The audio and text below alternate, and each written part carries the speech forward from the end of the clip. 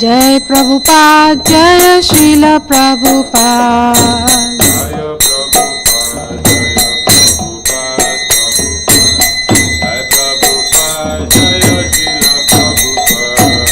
जय प्रभुपाद जय प्रभुपाद प्रभुपाद जय प्रभुपाद जय श्रील प्रभुपाद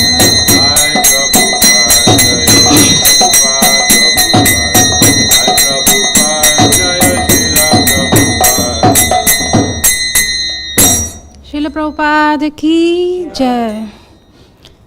श्री गुरु चरणा पद्मा केवल भाकाति सद्मा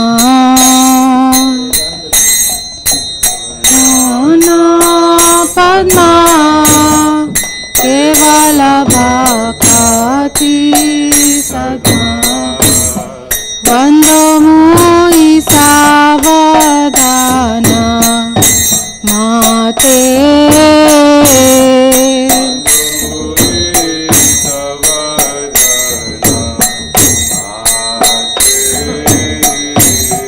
वंदो मुहि सावधान माते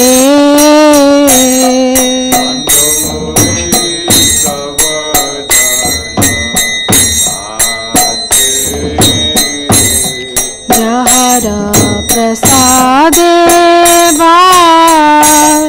हे भव तोरिया जाय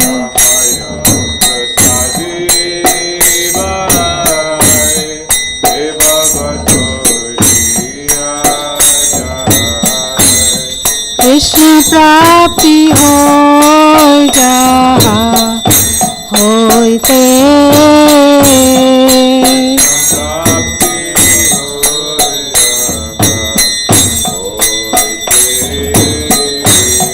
कृष्ण प्राप्ति हो जहा होते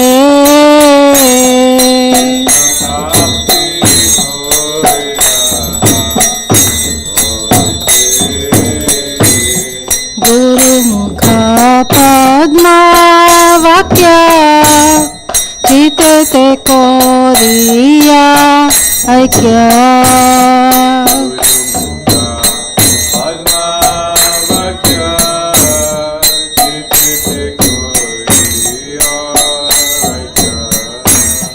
गुरुमुख पद्मा वाक्य चिते कोरिया ऐक्य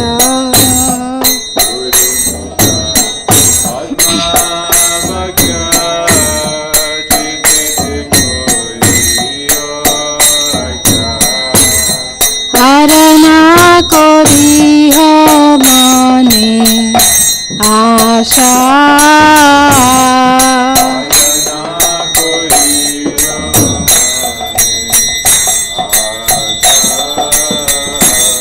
हरणा कोरी हो माने आशा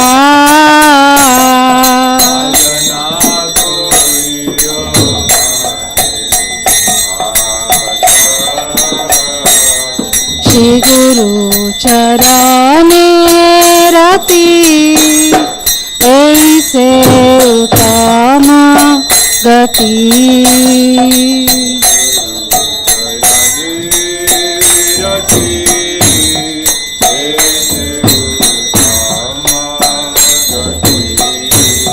श्री गुरु चरणे रति ऐसे उत्तम गति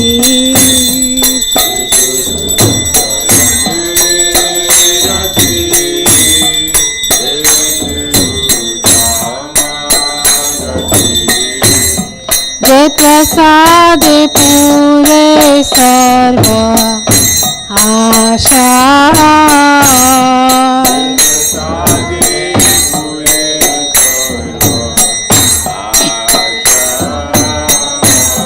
जय प्रसाद पूरे सर्व आशा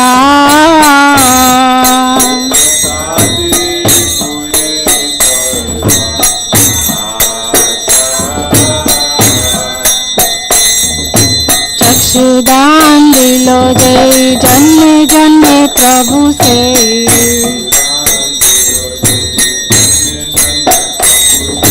चक्षुदान दिलो जय जन्मे जन्मे प्रभु से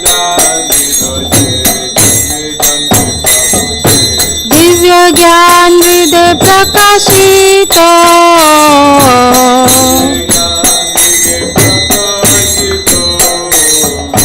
दिव्य ज्ञान हृदय प्रकाशित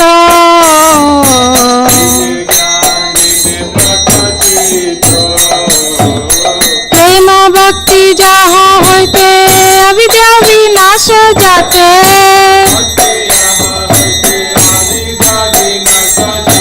प्रेम भक्ति जहाँ होते अविद्या विनाश जाते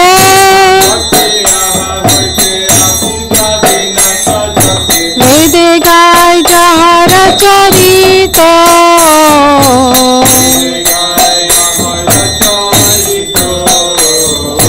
वेद गाय जहाँ रचरित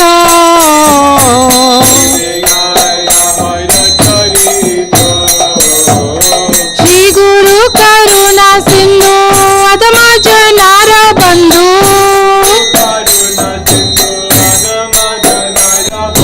श्री गुरु करुणा सिंधु अधम जनार बंधु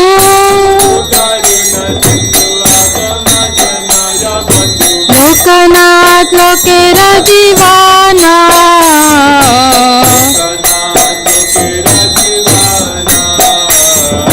लोकनाथ लोकेर जीवाना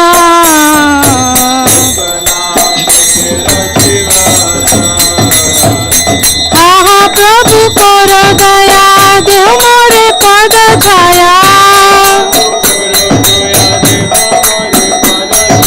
हा हा प्रभु कर दया देव मोरे पद छाया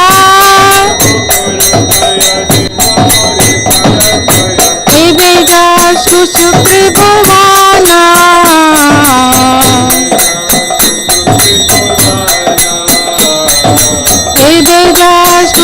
त्रिभुवना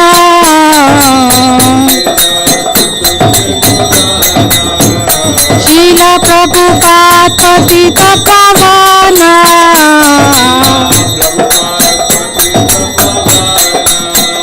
शील प्रभुपाद पतित पावना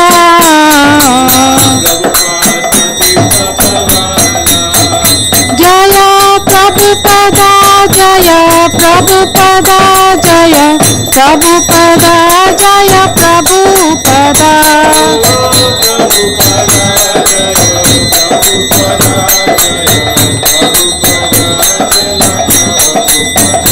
जय जय प्रभुपाद प्रभुपाद प्रभुपाद जय जय प्रभुपाद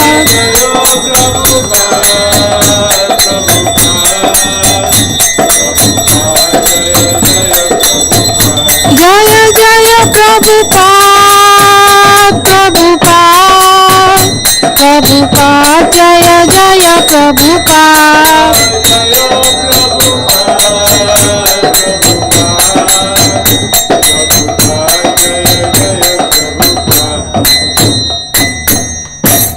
नमो विष्णुपदाय कृष्णपृष्ठाय भूतले श्रीमते भक्ति वेदांत स्वामिनिति नामिने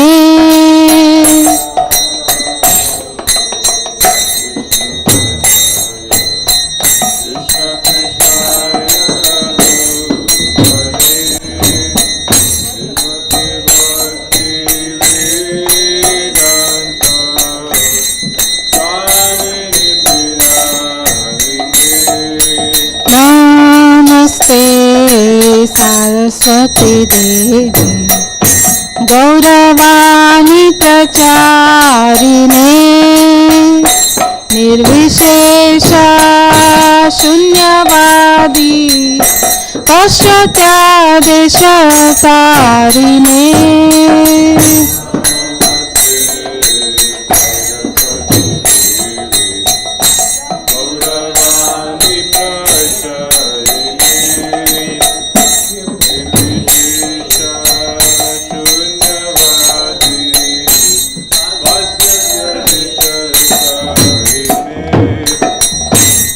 Shri Krishna Chaitanya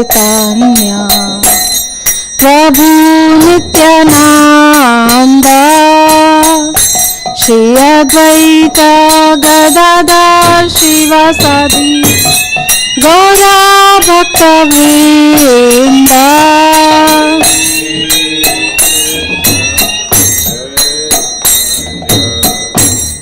Prabhu Nityananda Shri Advaita Gadadhar Shivasadi Gaur Bhakta Vrinda Jaya Shri Krishna Chaitanya Prabhu Nityananda Shri Advaita Gadadhar Shivasadi Gaura Bhakta Vrinda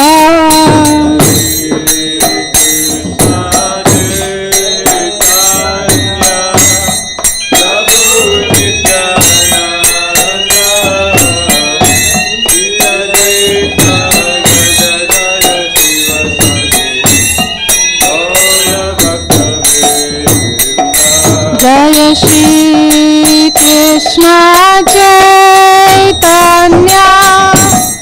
Prabhu Nityananda Shri Advaita Gadadhar Shivasadi Gaura Bhakta Vrinda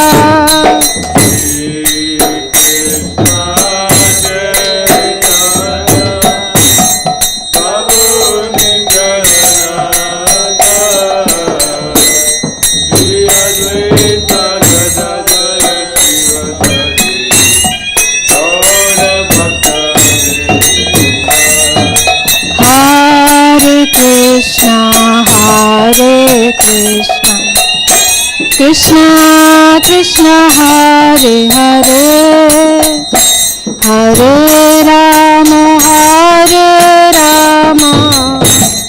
Rama Rama Hare Hare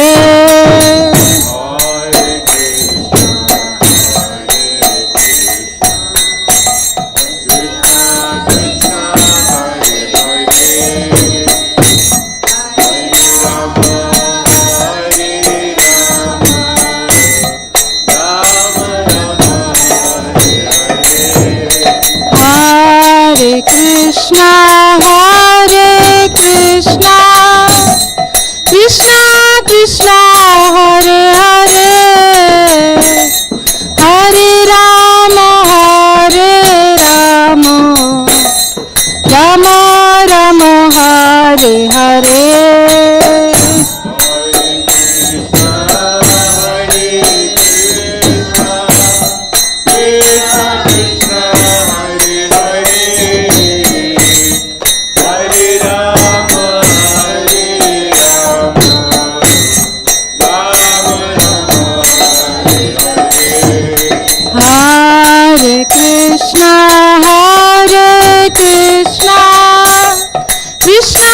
Krishna Hare Hare Hare Rama Rama Rama Hare Hare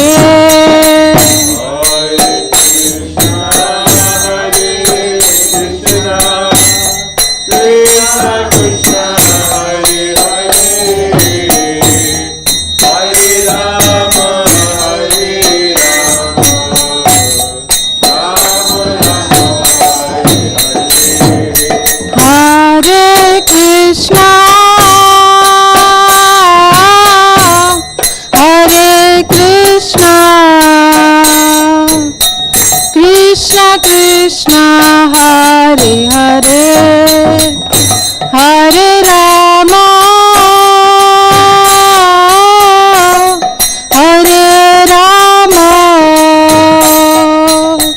Rama Rama Hare Hare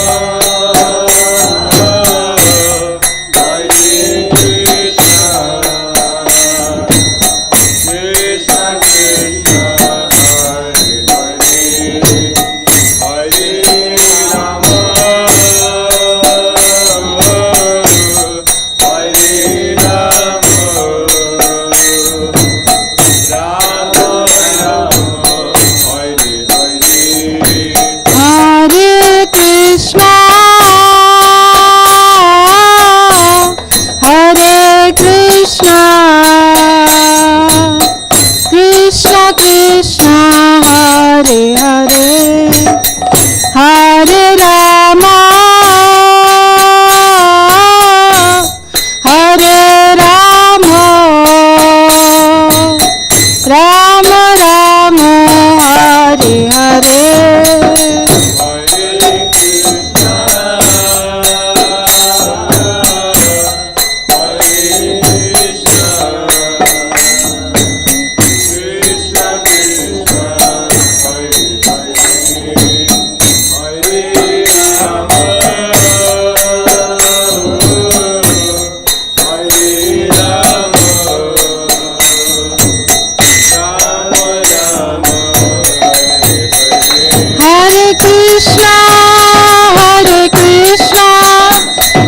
Krishna, Hare Hare, Hare Rama, Rama Rama, Hare Hare.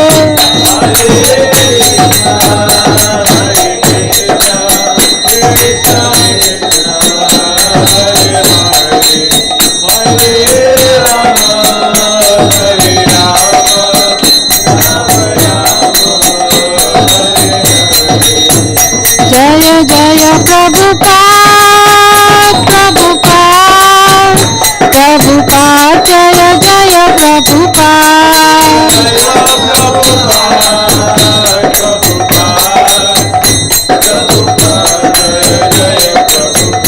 Nitai Gaura Hari Bol, Hari Bol, Hari Bol, Nitai Gaura Hari Bol.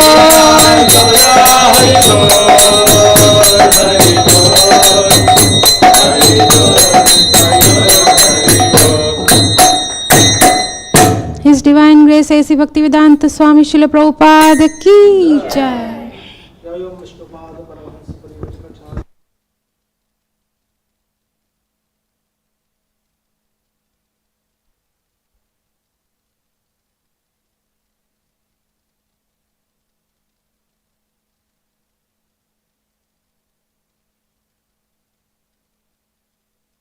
गौर भक्त वृंद की श्री श्री राधा कृष्ण गोप गोपीनाथ श्याम कुंड राधा कुंड श्री गिरि गोवर्धन की श्री वृंदावन धाम की श्री नवदीप मायापुर धाम की पुरुषोत्तम क्षेत्र श्री जगन्नाथपुरी धाम की गंगा माई की जमुना माई की भक्ति देवी की तुलसी महारानी की कलयुग पावन श्री हरिनाम संकीर्तन की बृहत मृदंग ट्रांसेंडेंटल बुक डिस्ट्रीब्यूशन की ट्रांसेंडेंटल प्रसादम डिस्ट्रीब्यूशन की निताय गौर प्रेमानंदे.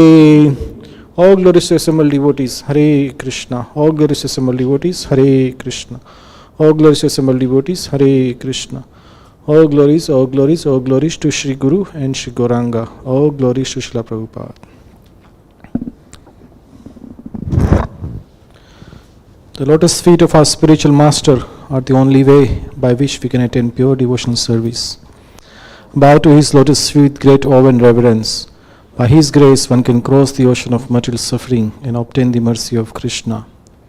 My only wish is to have my consciousness purified by the words emanating from his lotus mouth. Attachment to his lotus feet is the perfection that fulfills all desires. He opens my darkened eyes and fills my heart with transcendental knowledge. He is my Lord, birth after birth. From him ecstatic prema emanates. By him ignorance is destroyed. The Vedic scriptures sing of his character. Our spiritual master is the ocean of mercy, the friend of the poor and the Lord and master of the devotees. O Master, be merciful unto me. Give me the shade of your lotus feet. Your fame is spread all over the three worlds. Srila Prabhupada ki jai. Hare Krishna. So we welcome you all to our Sunday Feast program. Today is a very special day. We'll be reciting the whole Bhagavad Gita, the song of God, start to end. So no class today, just reciting and hearing Bhagavad Gita. So the arrangement is that we have some devotees who have given their names to recite a few chapters of Bhagavad Gita. Some chapters are still available to recite. So those devotees who want to recite any chapters, they can give their names just before the chapter. In fact, the first chapter itself, nobody has given the names. Any would like to do first chapter? Oh, yeah, okay. Second chapter? Anybody? Okay, so I haven't been updated. So we'll start with you and then we'll carry on. Yeah, okay. So, okay, we'll know because Chitra, she has all the names now. So some names came today morning. So the arrangement is that, okay. So the arrangement is that we'll sit this way and we'll be projecting the shloka on the screen there. But if you want big Gita itself, then some Bhagavad Gitas are there. You can hold the Gita and you can recite it from there as well. So we'll start very soon now. We're already a bit late now, so we'll start now. Hare Krishna. In that, all the slokas, whole book.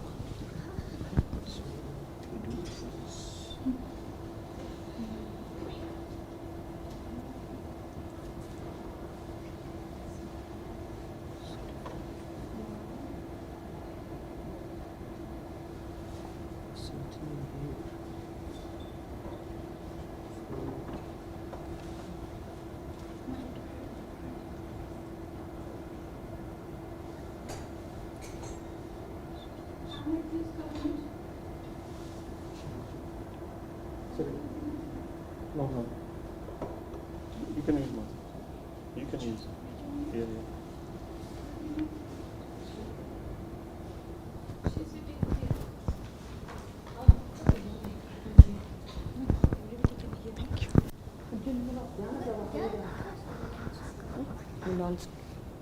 I want you to just for the Dhyana Sloka.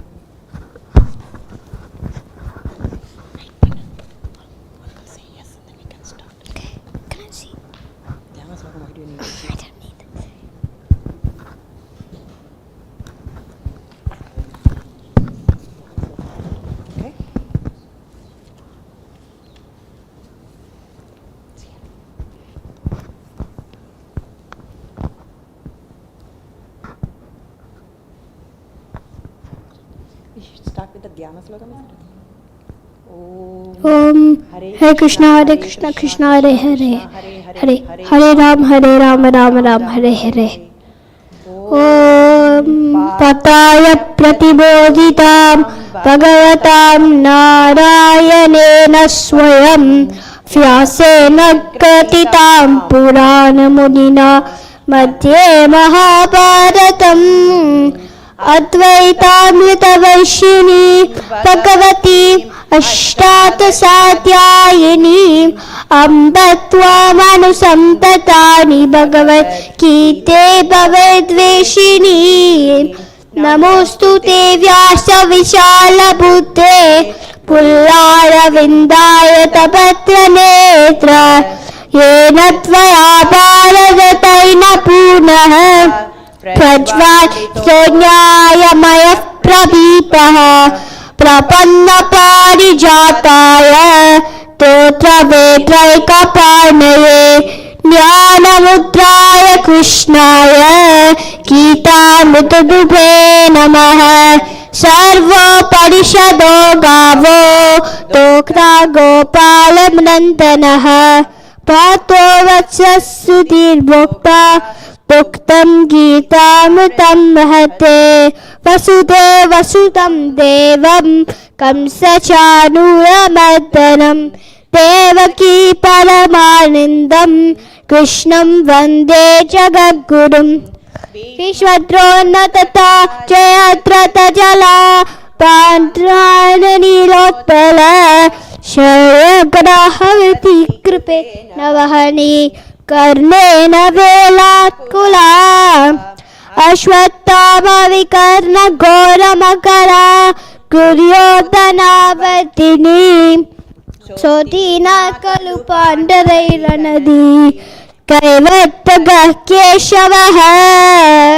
Padasharya Vachassalojamamalam Gitata Gandotkatam Danakyanaka Kesaram Harigata Sambodhana Bodhitam Loke Sajjana Shapratairaharaha Pepiyamanam Muda Puyat Parada Pangajam Karimala Pradvamsina Shreyase Mukam Karoti Vacharam Pangum Langayate Girim Yat Krita Padavaham Vande Paramananda Madhavam Yam Brahma Varunendra Rudra Marutaha स्तुन्वन्ति दिव्यैस्तवैः वेदैः साङ्गपदक्रमोपनिषदैः गायन्ति यं सामगान्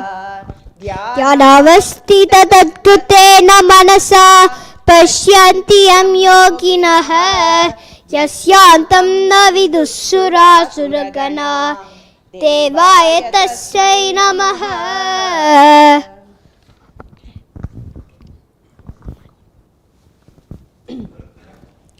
ॐ परमात्मने नमः। अथ प्रथमोऽध्यायः। धृतराष्ट्र उवाच धर्मक्षेत्रे कुरुक्षेत्रे समवेतायुयुत्सवः मामकाः पाण्डवाश्चैव किमकुर्वत सञ्जय। सञ्जय उवाच दृष्ट्वा तु पाण्डवानीकं व्यूढं दुर्योधनस्तदा आचार्यमुपसङ्गम्य राजा वचनमब्रवीत्। पश्यैतां पाण्डुपुत्राणाम् आचार्यमहतीं च मूं व्यूढां द्रुपदपुत्रेण तव शिष्येन धीमता। अत्र शूरा महेश्वासा भीमार्जुनसमायुधि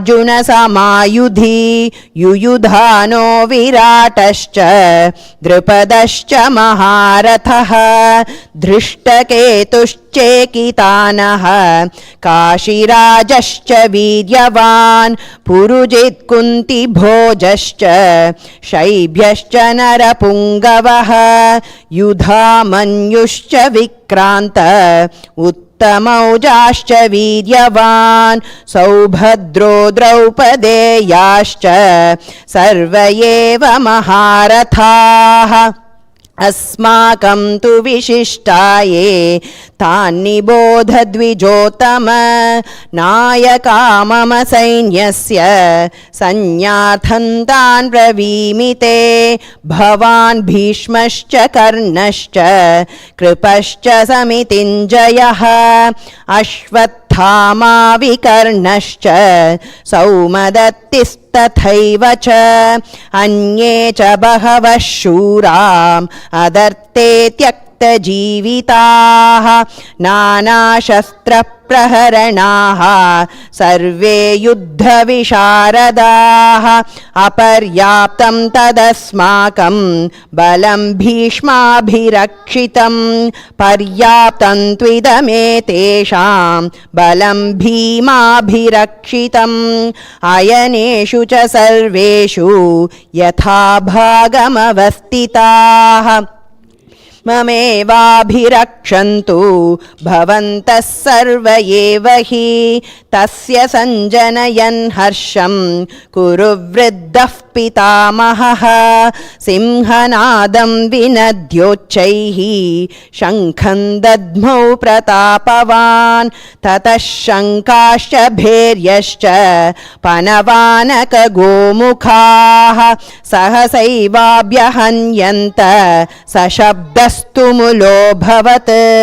ततः श्वेतैर्हयैर्युक्ते महति स्यन्दने स्थितौ माधवः पाण्डवश्चैव दिव्यौ शङ्खौ प्रधत्मतुः। पाञ्चजन्यं हृषीकेशः देवदत्तं धनञ्जयः पौण्ड्रं दद्मौ महाशङ्खं भीमकर्मावृकोदरः अनन्तविजयं राजा कुन्तीपुत्रो युधिष्ठिरः नकुलः सह देवश्च सुघोषमणिपुष्पकौ काश्यश्च परमेश्वासः शिखण्डी च महारथः धृष्टद्युम्नो विराटश्च सात्यकिश्चापराजितः द्रुपदो द्रौपदेयाश्च सर्वशः पृथिवीपते सौभद्रश्च महाबाहुः बाहुः शङ्खान् दद्मौ पृथक् पृथक् सघोषोदार्त्रराष्ट्राणां हृदयानि व्यदारयत् नभश्च पृथिवीं चैव तुमुलो व्यनुनादयन् अथ व्यवस्थितान् दृष्ट्वा धार्तराष्ट्रान् कपिध्वजः प्रवृत्ते शस्त्रसम्पाते धनुरुद्यम्य पाण्डवः हृषीकेशं तदा वाक्यम् इदमाह महीपते अर्जुन उवाच सेनयोरुभयोर्मध्ये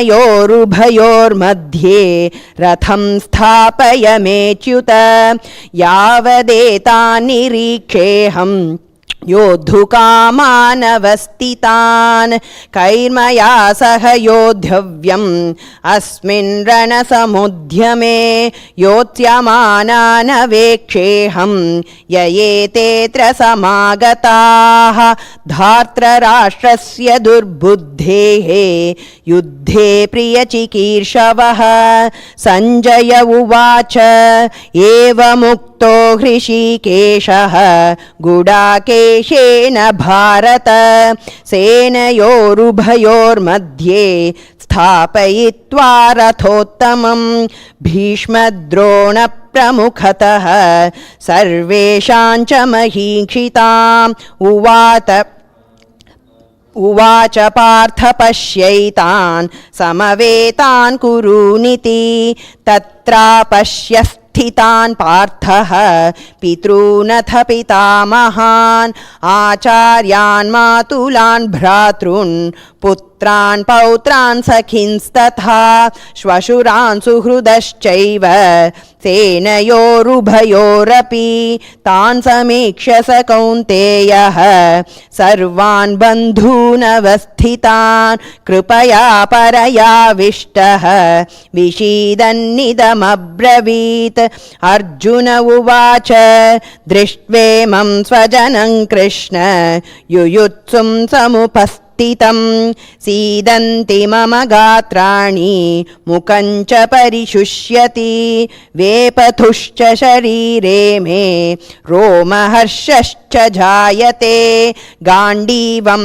संसृते हस्तात् त्वक्चैव परिदह्यते न च शक्नोम्यवस्थातुं भ्रमतीव च मे मनः निमित्तानि च पश्यामि विपरीतानि केशव न च श्रेयोनुपश्यामि हत्वा स्वजनमाहवे न काङ्क्षे विजयं कृष्ण न च राज्यं सुखानि च किन्नो राज्येन गोविन्द किं भोगैर्जीवितेन वा येषामर्थे काङ्क्षितन्नः राज्यं भोगाः सुखानि च ते इमेव स्थिता युद्धे प्राणान् त्यक्त्वा धनानि च आचार्यः पितरः पौत्राः तथैव च पितामहाः मातुलाश्वशुरा पौत्राः शाला सम्बन्धिनस्तथा एतान् हन्तुमिच्छामि घ्नतोऽपि मधुसूदन अपि त्रैलोक्यराज्यस्य हेतो किन्नु महीकृते निहत्य धार्तराष्ट्रान्नः का प्रीतिः स्याज्जनार्दन पापमेवाश्रयेदस्मान् हत्वैतानाततायिनः तस्मान्नार्हा वयं हन्तुं धार्तराष्ट्रान् स्वबान्धवान् स्वजनं हि कथं हत्वा सुखिनः स्याम माधव यद्यप्येतेन पश्यन्ति लोभोपहत चेतसः कुलक्षयकृतं दोषं मित्रद्रोहे च पातकं कथन्नस्येयमस्माभिः पापादस्मान्निवर्तितुं कुलक्षयकृतं दोषं प्रपश्यद्भिर्जनार्दन कुलक्षये प्रणश्यन्ति कुलधर्माः सनातनाः धर्मे नष्टे कुलं कृत्स्नम् अधर्मोऽभिभवत्युत अधर्माभिभवात् कृष्ण प्रदुष्यन्ति कुलस्त्रियः स्त्रीषु दुष्टाशु वाष्णेय जायते वर्णसङ्करः सङ्करो नरकायैव कुलघ्नानां कुलस्य च पतन्ति पितरो ह्येषां लुप्तपिण्डोदकक्रियाः दोषैरेतैः कुलघ्नानां वर्णसङ्करकारकैः उत्साद्यन्ते जातिधर्माः कुलधर्माश्च शाश्वताः उत्सन्नकुलधर्माणां मनुष्याणां जनार्दन नरके नियतं वासः भवतीत्यनुशुश्रुम अहो बत महत्पापं कर्तुं व्यवसिता वयं यद्राजसुकलोभेन हन्तुं स्वजनमुद्यताः यदि मामप्रतीकारम् अशस्त्रं शस्त्रपाणयः धार्तराष्ट्रारणे हन्युः तन्मे क्षेमतरं भवेत् सञ्जय उवाच एवमुक्त्वार्जुनः सङ्ख्ये रथोपस्थ उपाविशत् विसृज्य शशरं चापं शोकसंविघ्नमानसः ॐ तत्सत् इति श्रीमद्भगवद्गीतासु उपनिषत्सु ब्रह्मविद्यायां योगशास्त्रे श्रीकृष्णार्जुनसंवादे अर्जुनविषादयोगो नाम प्रथमोऽध्यायः। हरे Krishna.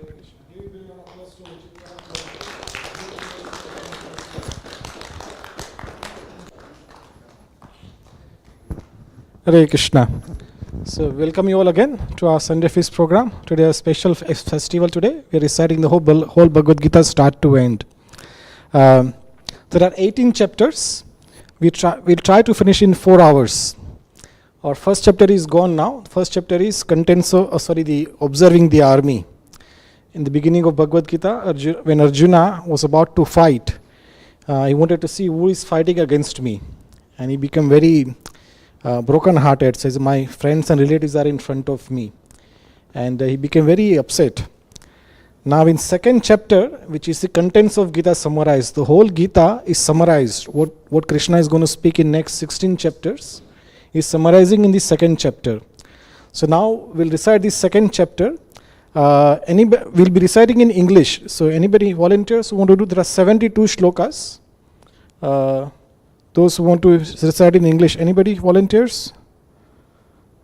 Yeah, Sita, you want to read? Okay. So there are 72 chapters, not chapters, shlokas. And you can listen it very nicely because the whole Bhagavad Gita is summarized in this chapter. So everything what Krishna is going to elaborate in the next 16 chapters, it is summarized in this chapter. Hare Krishna.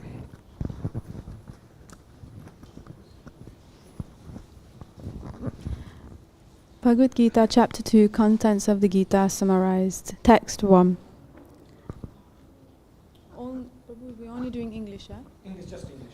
Sanjaya said, seeing Arjuna full of compassion, his mind depressed, his eyes full of tears, Madhusudana, Krishna, spoke the following words. The Supreme Personality of Godhead said, my dear Arjuna, how have these impurities come upon you? They are not at all befitting a man who knows the value of life. They lead not to higher planets, but to infamy. O son of Pratha, do not yield to this degrading impotence.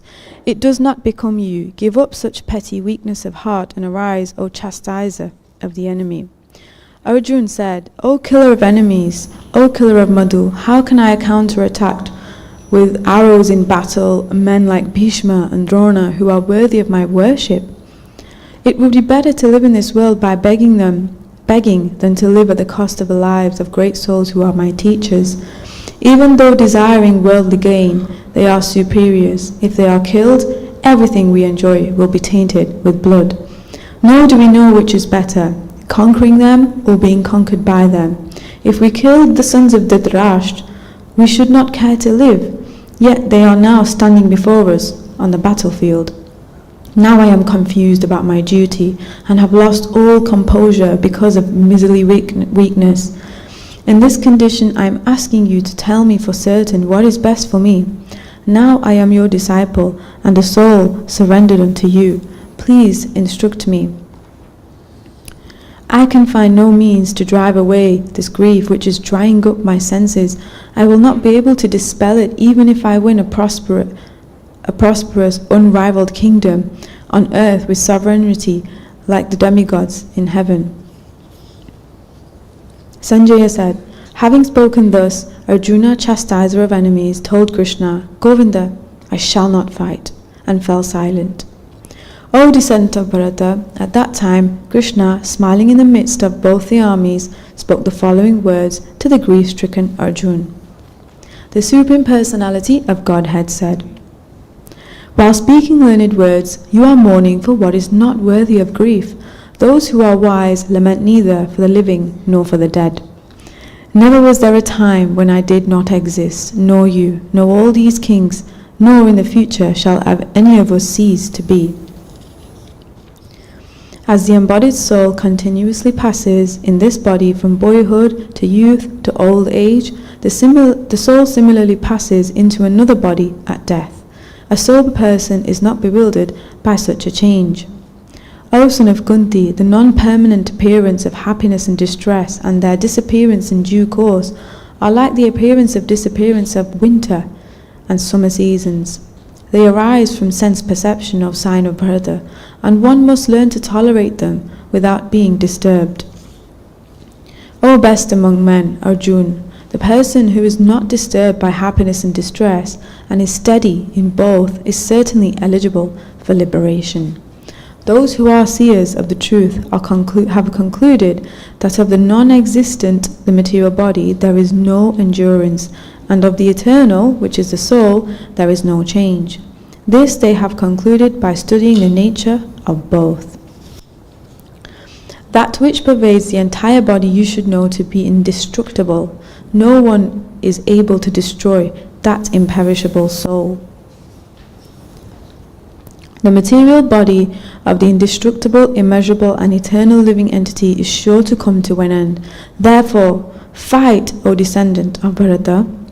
Neither he who thinks the living entity, the slayer, nor he who thinks it slain is in knowledge, for the self slays not, nor is slain. For the soul there is neither birth nor death at any time.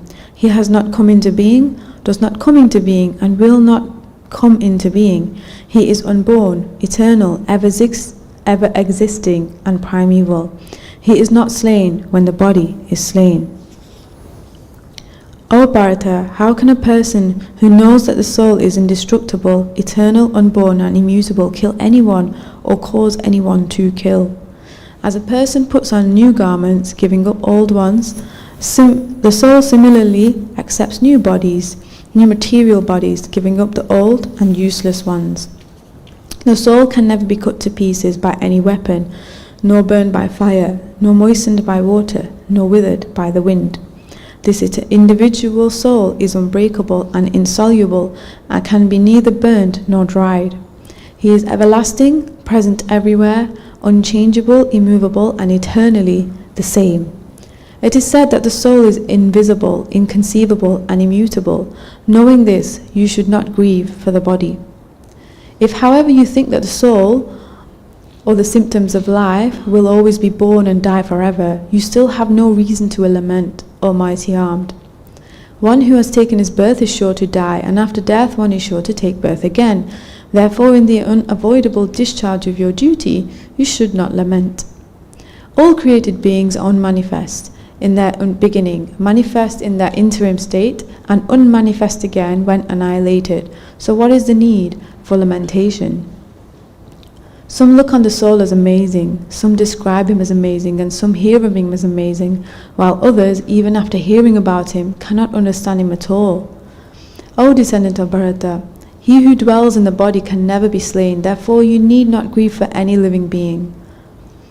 Considering your specific duty as a Kshatriya, you should know that there is no better engagement for you than fighting on religious principles, and so there is no need for hesitation.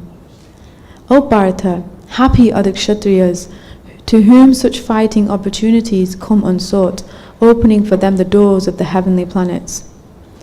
If, however, you do not perform your religious duty of fighting, then you will certainly incur sins for neglecting your duties and thus lose your reputation as a fighter. People will speak always of your infamy, and for a respectable person, dishonor is worse than death. The great generals who have highly esteemed your name and fame will think that you have left the battlefield out of fear only, and thus they will consider you insignificant. Your enemies will describe you in many unkind words and scorn your ability. What could be more painful for you? O son of Kunti, either you will be killed on the battlefield and attain the heavenly planets, or you will conquer and enjoy the earthly kingdom. Therefore, get up with determination and fight. Do thou fight for the sake of fighting, without considering happiness or distress, loss or gain, victory or defeat, and by doing so you shall never incur sin. Thus far I have described this knowledge to you through analytical study. Now listen as I explain it in terms of working without fruitive results. O son of Pritha, when you act in such knowledge, you can free yourself from the bondage of works. In this endeavor there is no loss or diminution, and a little advancement on this path can protect one from the most dangerous type of fear. Those who are on this path are resolute in purpose, and their aim is one. O beloved child of the Guru, the intelligence of those who are irresolute is many-branched. Men of small knowledge are very much attached to the flowery words of the Vedas, which recommend various fruitive activities for elevation to heavenly planets, resultant good birth, power, and so forth. Being desirous of sense gratification and opulent life, they say that there is nothing more than this. In the minds of those who are too attached to sense enjoyment and material opulence, and who are bewildered by such things, the resolute determination for devotional service to the Supreme Lord does not take place. The Vedas deal mainly with the subject of the three modes of material nature. O Arjuna, become transcendental to these three modes. Be free from all dualities and from all anxieties for gain and safety, and be established in the self. All purposes served by a small well can at once be served by a great reservoir of water. Similarly, all the purposes of the Vedas can be served to one who knows the purpose behind them. You have a right to perform your prescribed duty, but you are not entitled to the fruits of action. Never consider yourself the cause of the results of your activities, and never be attached to not doing your duty. Perform your duty equipoised, Arjuna, abandoning all attachment to success or failure. Such equanimity is called yog. O Dhananjaya, keep all abominable activities far distant by devotional service, and in that consciousness surrender unto the Lord. Those who want to enjoy the fruits of their work are misers. A man engaged in devotional service rids himself of both good and bad reactions even in this life. Therefore strive for yoga, which is the art of all work. By thus engaging in devotional service to the Lord, great sages or devotees free themselves from the results of work in the material world. In this way they become free from the cycle of birth and death, and attain the state beyond all miseries by going back to Godhead. When your intelligence has passed out of the dense forest of a delusion, you shall become indifferent to all that has been heard and all that is to be heard. When your mind is no longer disturbed by the flowery language of the Vedas, and when it remains fixed in the trance of self-realization, then you will have attained the divine consciousness. Arjuna said, O Krishna, what are the symptoms of one whose consciousness is thus merged in transcendence?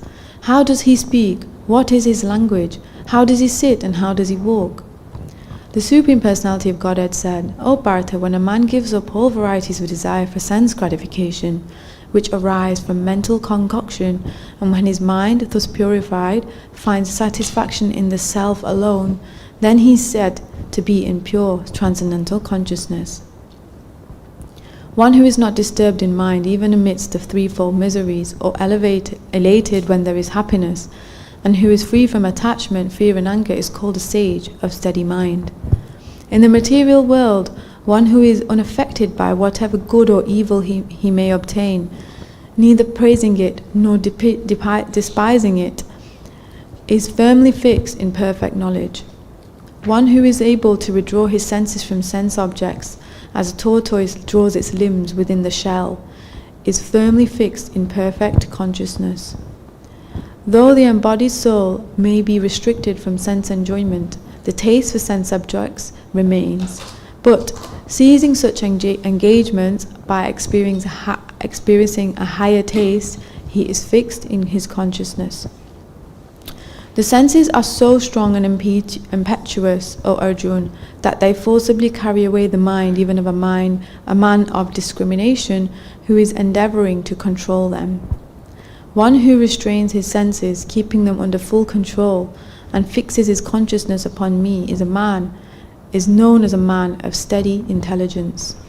While contemplating the objects of the senses, a person develops attachment for them, and from such attachment lust develops, and from lust anger arises.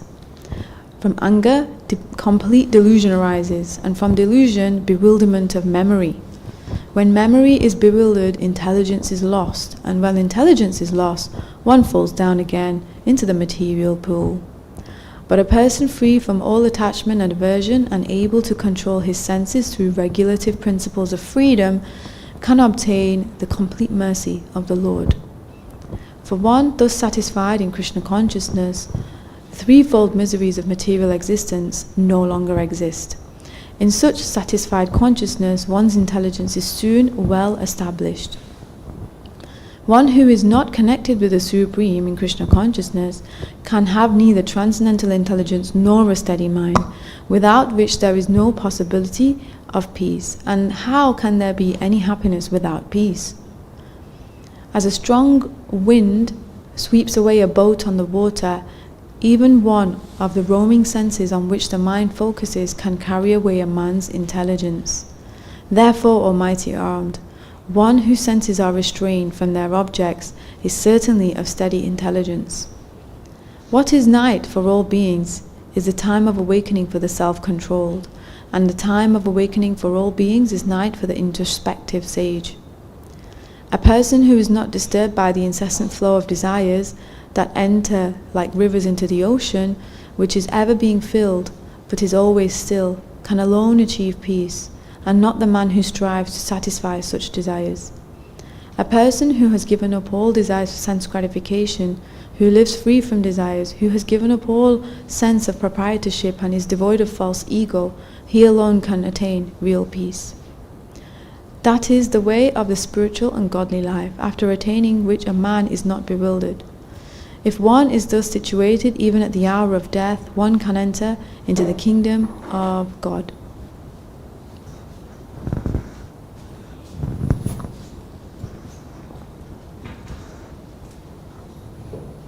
Hare Krishna. Thank you very much.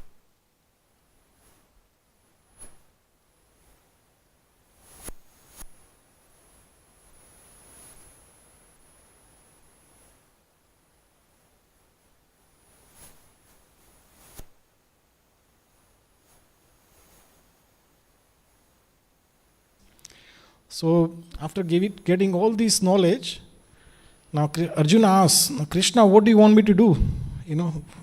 Shall I fight or not fight? Direct question.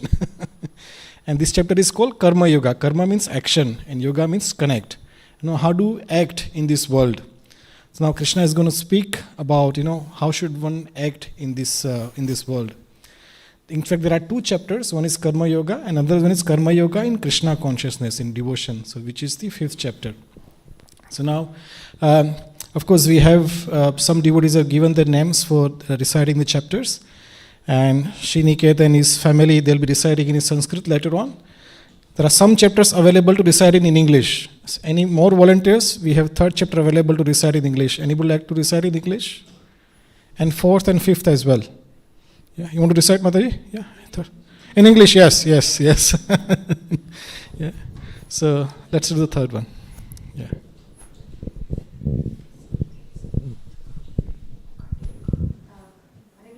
Somebody has blocked that car. She has to go and get Srimati. HS21 BMW. Thank you.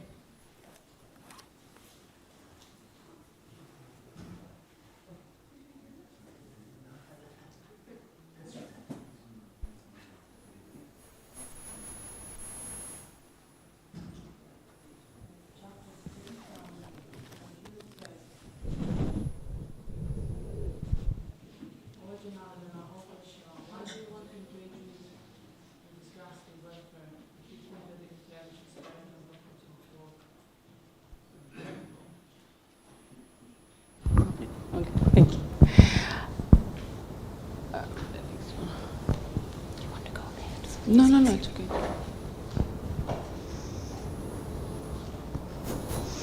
My intelligence is beleaguered by your equivocal instructions. Therefore, please tell me decisively which will be most beneficial for me. The Supreme Personality of Godhead said, O sinless Arjuna, I have already explained that there were two classes of men who try to realize the self. Some are inclined to understand it by empirical, philosophical speculation, and others by devotional service. Not by merely abstaining from work can one achieve freedom from reaction, nor by renunciation alone can be attained perfection. Everyone is forced to act helplessly according to the qualities he has acquired from the modes of material nature. Therefore, no one can refrain from doing something, not even for a moment. One who has restrained the senses of action, but those whose mind dwells on senses objects, certainly deludes himself and is called pretender. On the other hand, if a sincere person tries to control the active senses by the mind and begins karma yoga in Krishna consciousness without attachment, he is by far superior. Perform your prescribed duty, for doing so is better than not working. One cannot even maintain one's physical body without work. Work done as a sacrifice for Vishnu has to be performed. Otherwise, work causes bondage in this material world. Therefore, O son of Kunti, perform your prescribed duties for his satisfaction, and in that way you will always remain free from bondage. In the beginning of creation, the Lord of all creatures sent forth generation of men and demigods along with sacrifices for Vishnu, and blessed them by saying, by thou happy by this yagna sacrifice, because its performance will bestow upon you everything desirable for living happily and achieving liberation. The demigods, being pleased by sacrifices, will also please you, and thus by cooperation between men and demigods, prosperity will reign for all. In charge of various necessities of life, the demigods, being satisfied by the performance of yagna sacrifice, will supply all necessities to you. But he who enjoys such gifts without offering them to the demigods in return is certainly a thief. The devotees of the Lord are released from all kinds of sins because they eat food which is offered first for sacrifice. Others who prepare food for personal sense enjoyment verily eat only sin. All living bodies subsist on food grains which are produced from rains produced by performance of yagna, sacrifice, and yagna is born of prescribed duties. Regulated activities are prescribed in the Vedas, and the Vedas are directly manifested from the Supreme Personality of Godhead. Consequently, the all-pervading transcendence is internally situated acts of sacrifice. My dear Arjuna, one who does not follow in human life the cycle of sacrifice, thus established by the Vedas, certainly leads in life full of sin. Living only for the satisfaction of senses, such person lives in vain. But for one who takes pleasure in the self, whose human life is one of the self-realization, and who is satisfied in self only, fully satiated, for him there is no duty. A self-realized man has no purpose to fulfill in discharge of his prescribed duties, nor he has any reason not to perform such work, nor has he any need to depend on any other living being. Therefore, without being attached to the fruits of activities, one should act as a matter of duty, for by working without attachment, one attains the Supreme. King Janaka attained perfection solely by performance of prescribed duties. Therefore, just for the sake of education, the people in general should perform your work. You should perform your work. Whatever action a great man performs, common men follow, and whatever standards he sets by exemplary acts, all the world pursues. O son of Pritha, there is no work prescribed for me within all the three planetary systems, nor am I want of anything, nor have I need to obtain anything, and yet I am engaged in prescribed duties. For if I ever fail to engage in carefully performing prescribed duties, O Partha, certainly all men will follow my path. If I did not perform prescribed duties, all these worlds will be put to ruination. I will be the cause of creating unwanted population, and I would thereby destroy the peace of living beings. As the ignorant perform their duties with attachments to results, the learned may similarly act, but without attachment for the sake of leading people on the right path. So, as not to disrupt the minds of ignorant men attached to the fruitive results of prescribed duties, a learned person should not induce them to stop work. Rather, by working in the spirit of devotion, he should engage them in all sorts of activities for the gradual development of Krishna consciousness. The spirit soul, bewildered by the influence of false ego, thinks himself the doer of activities that are in actuality carried out by the three modes of material nature. One who is in knowledge of the absolute truth, almighty armed, does not engage himself in senses and sense gratification, knowing well the differences between work in devotion and work for fruitive results. Bewildered by the modes of material nature, the ignorant fully engage themselves in material activities and become attached, but the wise should not unsettle them, although these duties are inferior due to their performance lack of knowledge. Therefore, O Arjuna, surrendering all your works unto me, with full knowledge of me, without desires for profit, with no claims to proprietorship, and free from lethargy, fight. Those persons who execute their duties according to my injunctions and follow the teachings faithfully, without envy, become free from bondage of fruitive actions. But those who out of envy disregard these teachings and do not follow them regularly are to be considered bereft of all knowledge, befooled and ruined in their endeavors of perfection. Even a man of knowledge acts according to his own nature, for everyone follows the nature he has acquired from the three modes. What can representation accomplish? There are principles to regulate attachment and aversion pertaining to the senses of their objects. One should not come under the control of such attachment and aversion, because they are stumbling blocks on the path of self-realization. It is far better to discharge one's prescribed duties, even though futilely, than others' duties perfectly. Distraction in the course of performing one's own duty is better than engaging in another's duties, for to follow another path is dangerous. Arjuna said, O descendant of Vishnu, by what is impelled to sinful acts, even unwillingly, is I engaged by force? The Supreme Personality of Godhead said, it is lust only, Arjuna, which is born of contact with the material mode of passion and later transformed into wrath, in which is all-devouring sinful enemy of this world.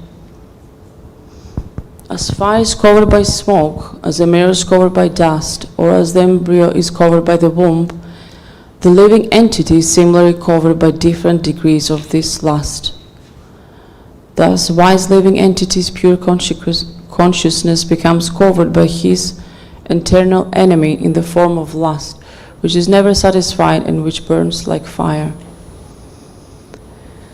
The senses, the mind, the intelligence are sitting places of this lust. Through them, lust covers the real knowledge of living entity and bewilders him.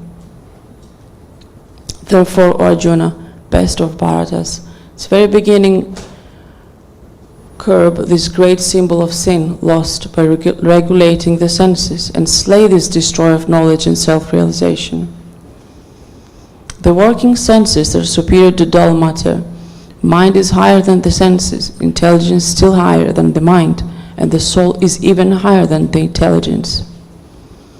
Thus, knowing oneself to be transcendental to the material senses, mind and intelligence, almighty armed Arjuna, one should steady the mind by deliberate spiritual intelligence, Krishna consciousness, and thus by spirit strength conquer the insatiable enemy known as lust.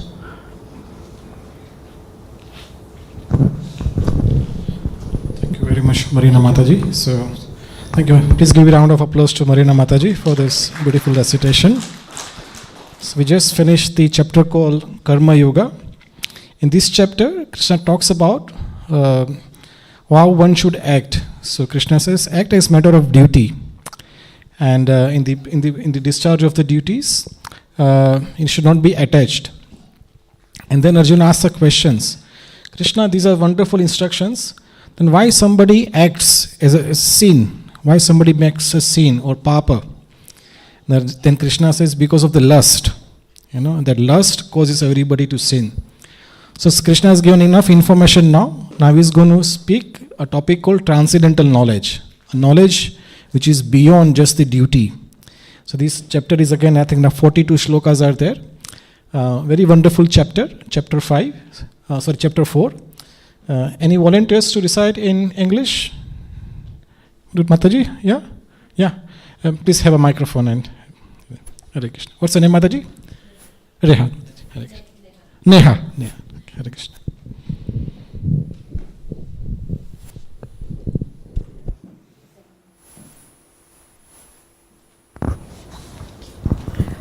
The personality of Godhead, Lord Sri Krishna said, I instructed this imperishable science of yoga to the sun god Vivashvan, and Vivashvan instructed it to Manu, the father of mankind, and Manu in turn instructed it to Ikshvaku. The supreme science was thus received through the chain of disciplic succession, and the saintly kings understood it in that way. But in course of time, the succession was broken, and therefore the science as it is appears to be lost. That very ancient science of the relationship with the Supreme is today told by me to you, because you are my devotee as well as my friend, and can therefore understand the transcendental mystery of the science. Arjuna said, the sun god Vivaswan is senior by birth to you. How am I to understand that in the beginning you instructed the science to him? The personality of Godhead said, many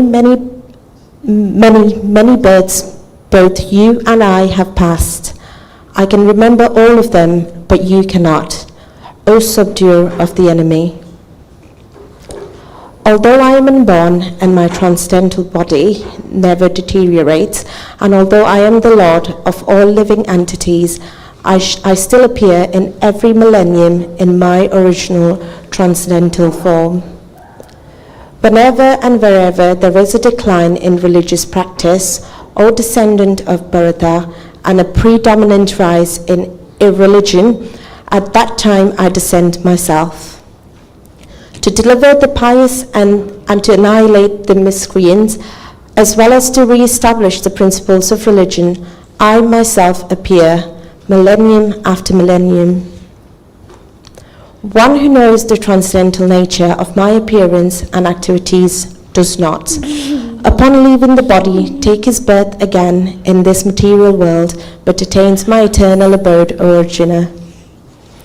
Being freed from attachment, fear, and anger, being fully absorbed in me, and taking refuge in me, many persons in the past become purified by knowledge of me, and thus they all attained transcendental love for me. As all surrender unto me, I reward them accordingly. Everyone follows my path in all respects, O son of Pratha. Men in this world desire success in fruitive activities, and therefore they worship the demigods. Quickly, of course, men get results from fruitive work in this world. According to the three modes of material, nature, and the work associated with them, the four divisions of human society are created by me. And although I am the creator of the system, you should know that I am yet the non-doer, being unchangeable. There is no work that affects me, nor do I aspire for the fruits of action. One who understands this truth about me also does not become entangled in the fruitive actions of work. All the liberated souls in ancient times acted with this understanding of my transcendental nature. Therefore, you should perform your duty following in their footsteps. Even the intelligent are bewildered in determining what is action and what is inaction. Now I shall explain to you what action is, knowing which you shall be liberated from all misfortune. The intricacies of actions are very hard to understand. Therefore, one should know properly what action is, what forbidden action is, and what inaction is. One who sees inaction in action and action in inaction is intelligent among men, and he is in the transcendental position, although engaged in all sorts of activities. One is understood to be in full knowledge, whose every endeavor is devoid of desire for sense gratification. He is said by sages to be a worker for whom the reactions of work have been burned up by the fire of perfect knowledge. Abandoning all attachments to the result of his activities, ever satisfied and independent, he performs no fruitive action, although engaged in all kinds of undertakings.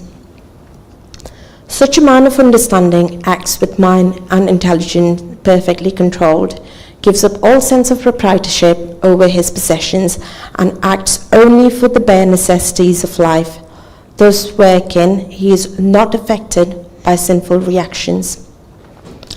He who is satisfied with gain which comes from its own accord, who is free from duality and does not envy, who is steady in both success and failure, is never entangled, although performing actions. The work of a man who is unattached to the modes of material nature and who is fully situated in the transcendental knowledge merges entirely into transcendence. A person who is fully absorbed in Krishna consciousness is sure to attain the spiritual kingdom because of his full contribution to spiritual activities, in which the consummation is absolute and that which is offered is of the same spiritual nature.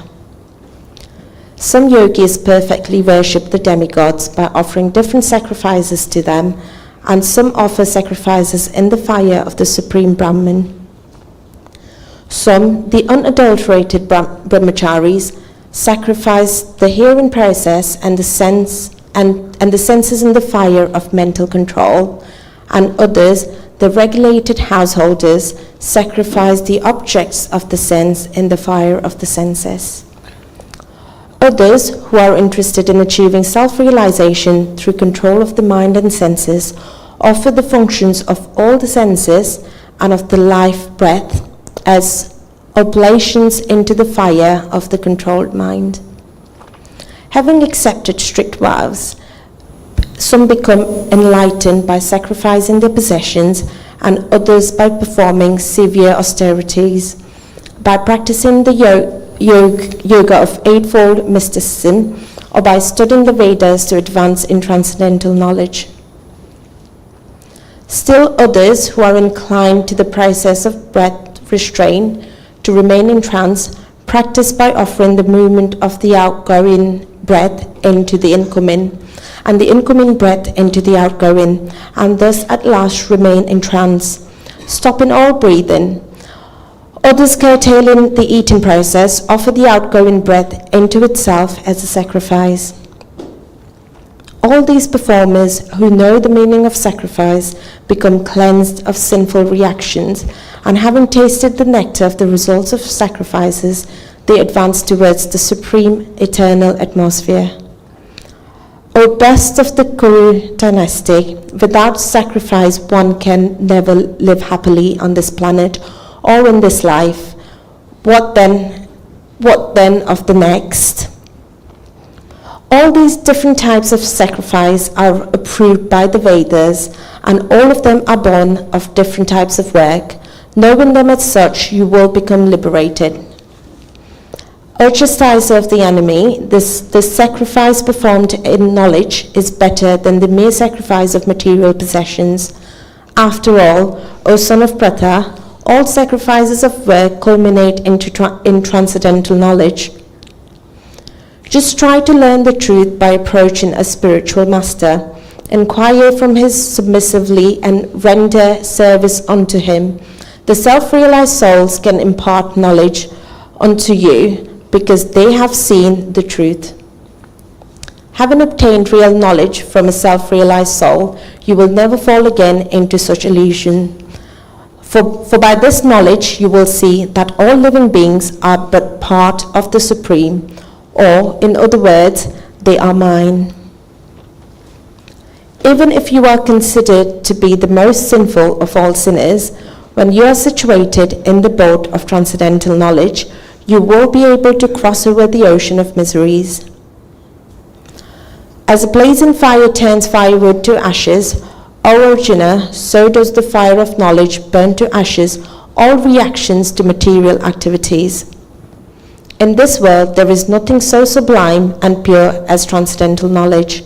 Such knowledge is the mature fruit of all mysticism, and one who has become accomplished in the practice of devotional service enjoys this knowledge within himself in due course of time. A faithful man who is dedicated to transcendental knowledge and who subdues his senses is eligible to achieve such knowledge, and having achieved it, he quickly attains the supreme spiritual peace. But ignorant and faithless persons who doubt the revealed scriptures do not attain God consciousness. They fall down. For the doubting soul, there is happiness neither in this world nor in the next. One who acts in devotional service, renouncing the fruits of his actions, and whose doubts have been destroyed by transcendental knowledge, is situated factually in the self. Thus he is not bound by the reactions of work, O conqueror of riches. Therefore, the doubts which have arisen in your heart out of ignorance should be slashed by the weapon of knowledge. Armed with yoga, O Bharata, stand and fight.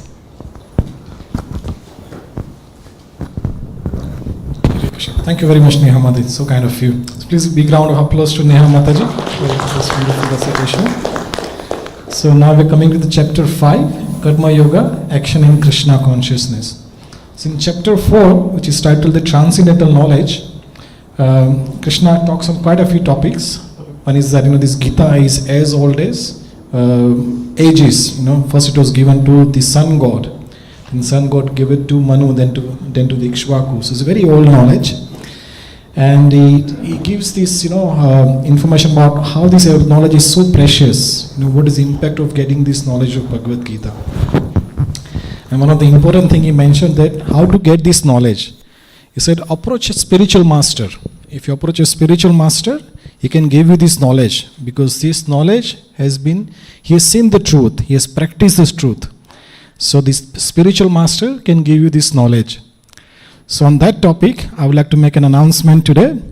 Our dear devotee, one of our devotee has taken initiation today. He has accepted a guru today. So his earlier name was Arohit. Anybody knows him? Probably you don't. So Arohit Prabhu, today morning, he has received the initiation or the Diksha from His Holiness Jayapataka Swami Maharaj. And we would like to announce his new Krishna conscious name. Would you all like to hear his new Krishna conscious name? Yeah. His name is Ajaya Gauraraya Das.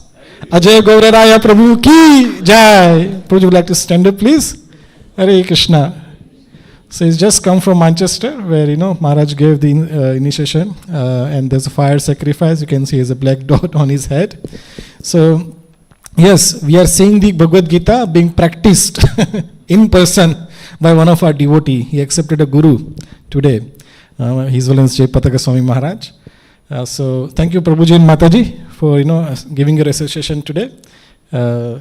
So now we are going to the chapter 5. Chapter 5, Karma Yoga, Action in Krishna Consciousness. One of the small chapter, but very important chapter.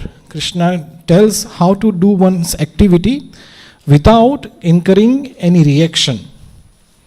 Because we have pap and punya, and if we do good, we receive good. We do bad, we receive bad.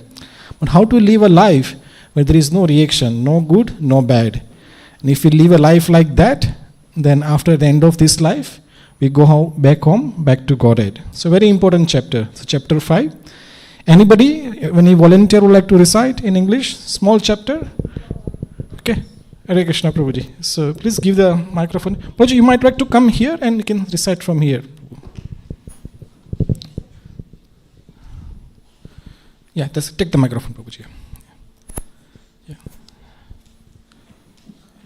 What's the name, Prabhu? Shreyas. Shreyas, yeah. Yeah, sit down. Yeah, that's fine.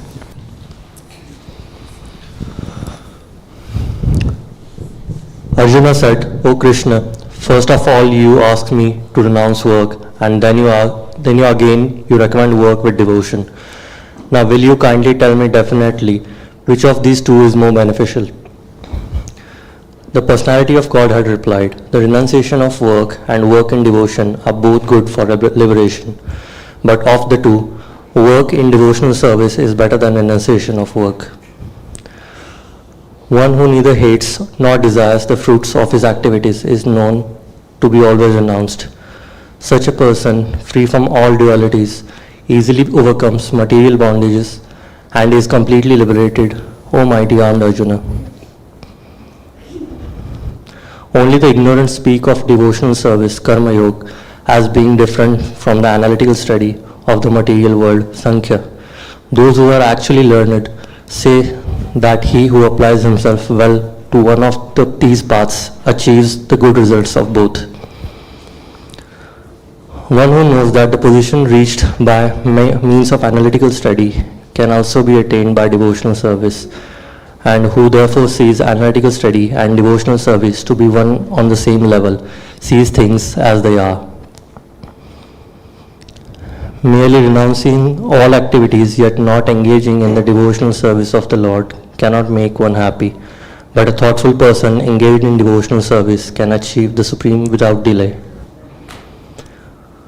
One who works in devotion, who is a pure soul and who controls his mind and senses is dear to everyone, and everyone is dear to him. Though always working, such man is never entangled. A person in divine consciousness, although engaged in seeing, hearing, touching, smelling, eating, moving about, sleeping and breathing, always knows within himself that he actually does nothing at all, because while speaking, evacuating, receiving, or opening or closing his eyes, he always knows that only the material senses are engaged with their objects and that he is aloof from them. One who performs his duty without attachment, surrendering the results unto the Supreme Lord, is unaffected by sinful action, and the lotus leaf is untouched by water. The yogis, abandoning attachment, act with body, mind, intelligence, and even with the senses, only for the purpose of purification.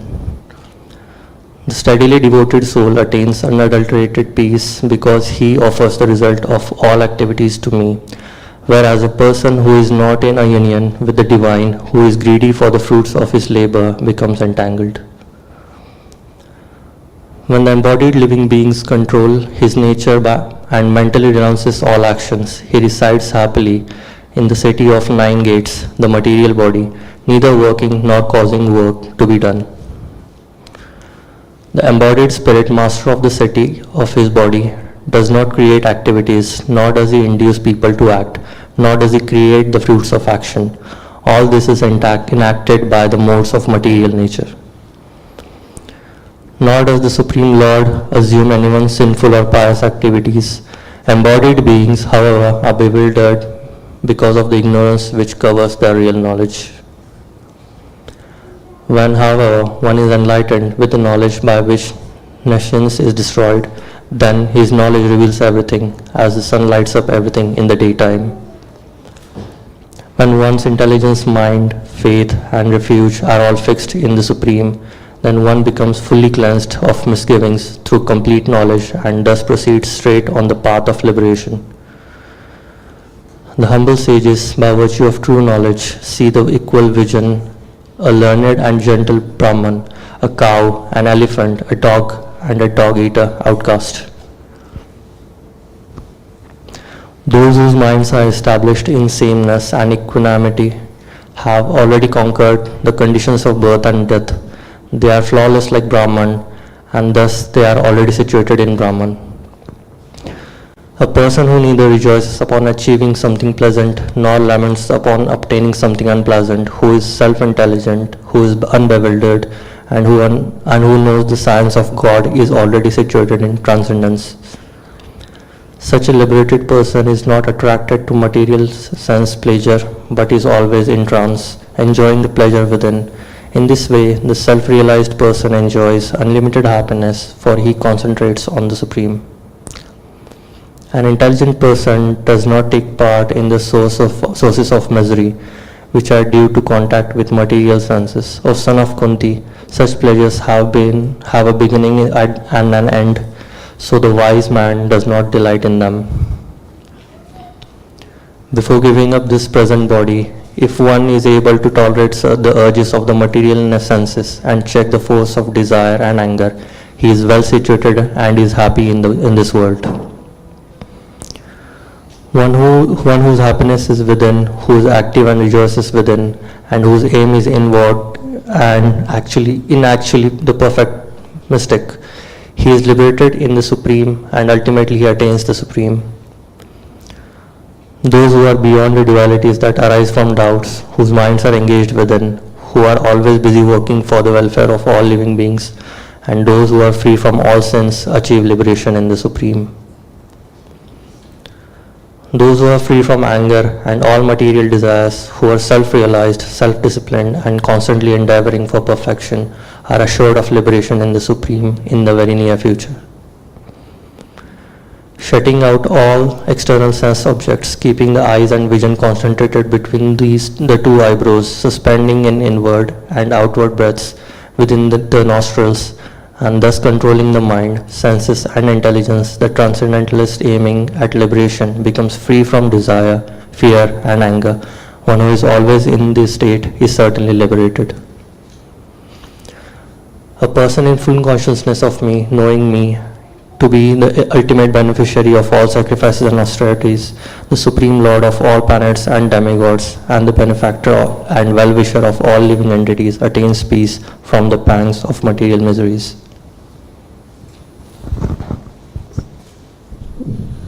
Hare Krishna. Shuni, can you just put the last shloka that we just had? Just put back button.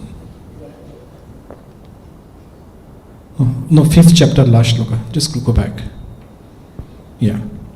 So this is one of the important shloka of this chapter. Krishna says, a person in full consciousness of me, knowing me to be the ultimate beneficiary of all sacrifices and austerities, the Supreme Lord of all planets and demigods, the benefactor and well-wisher of all living entities, attains peace from the pangs of material miseries. Prabhupada described this as the peace formula. And if you want to have a peace in this world, then understand that Krishna is the Supreme Lord and all the activities are for His pleasure. If you do in this consciousness, there will be peace everywhere in the world. And this is the kind of the summary of the whole chapter, where Krishna says how to act without incurring pap or punya. So beautiful chapter, Krishna Karma Yoga, action in Krishna consciousness. The next chapter, chapter 6, it is called Dhyana Yoga. Krishna is going to talk something about the Ashtanga Yoga as well. And there is one nice question and answer section in this chapter. So please listen to this chapter very nicely. Give very nice attention. Very wonderful question is being asked by Arjuna in this chapter. Anybody volunteering for reciting this chapter? There are about, I think, 42 shlokas, I believe. Dhyana Yoga, 47 shlokas. Anybody? Diksha? Yeah, go on.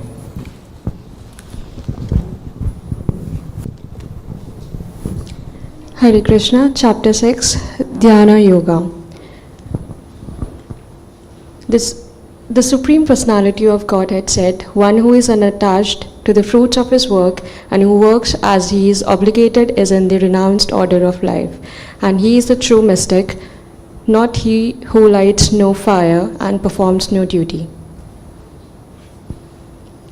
What is called renunciation you should know to be the same as yoga or linking oneself with the Supreme. O son of Pandu, For one can never become a yogi unless he renounces the desire for sense gratification.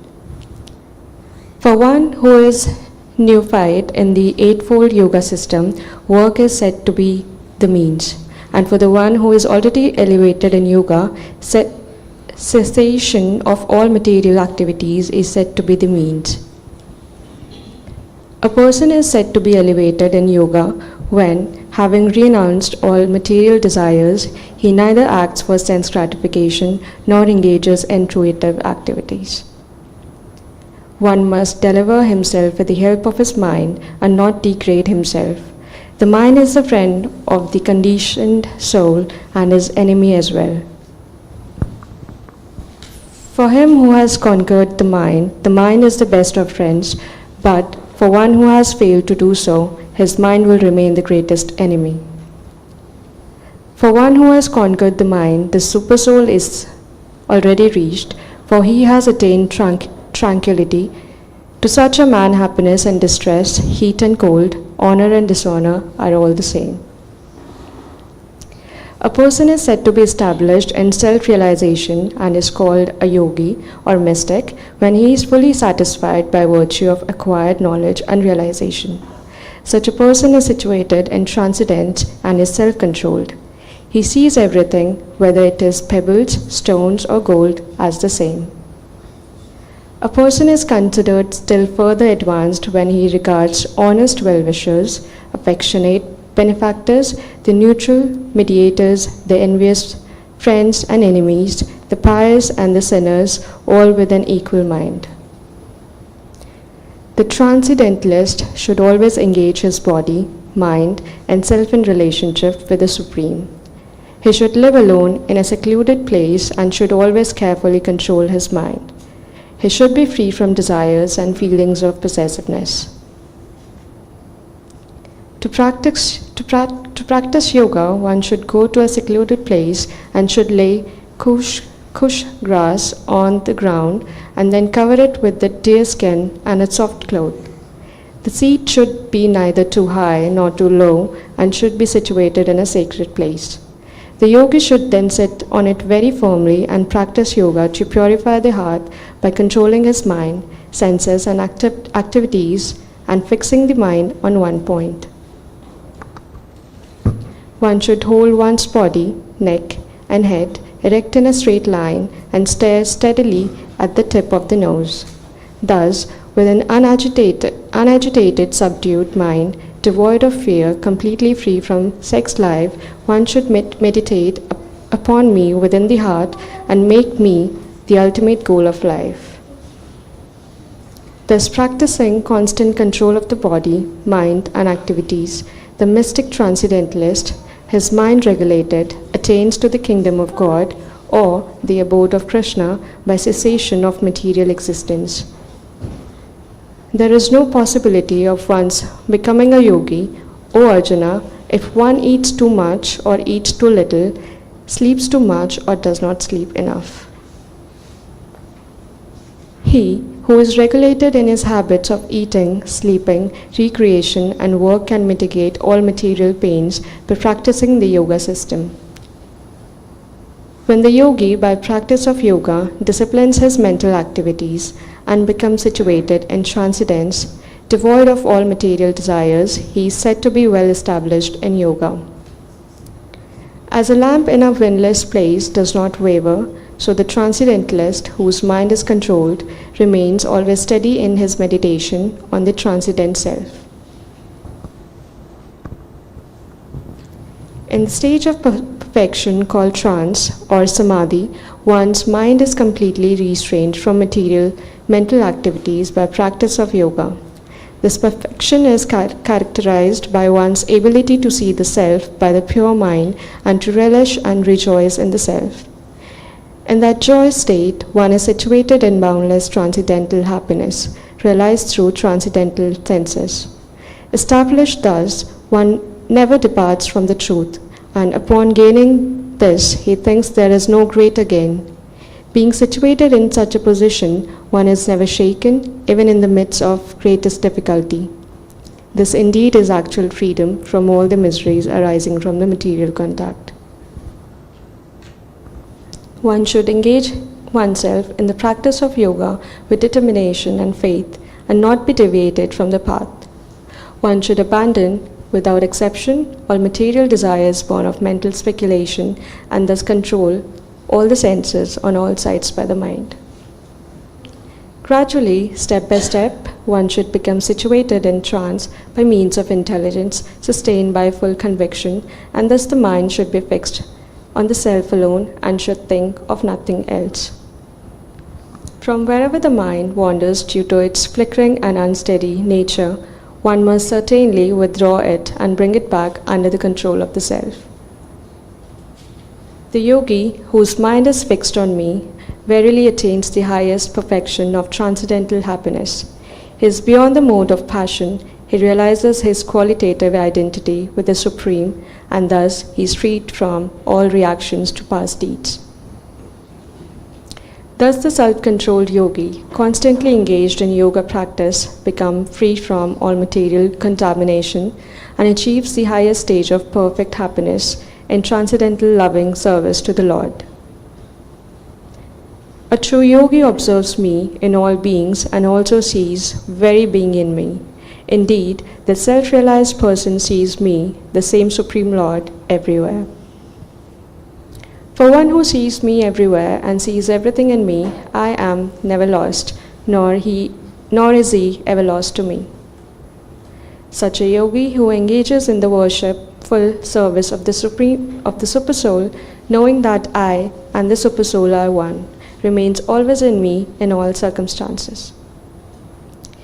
He is a perfect yogi who, by comparison to his own self, sees the true equality of all beings in both their happiness and their distress. O Arjuna. Arjuna said, O Madhusudana, the system of yoga, which you have summarized, appears impractical and endurable to me, for the mind is restless and unsteady. The mind is restless, turbulent, obstinate, and very strong, O Krishna, and to subdue it, I think, is more difficult than controlling the wind.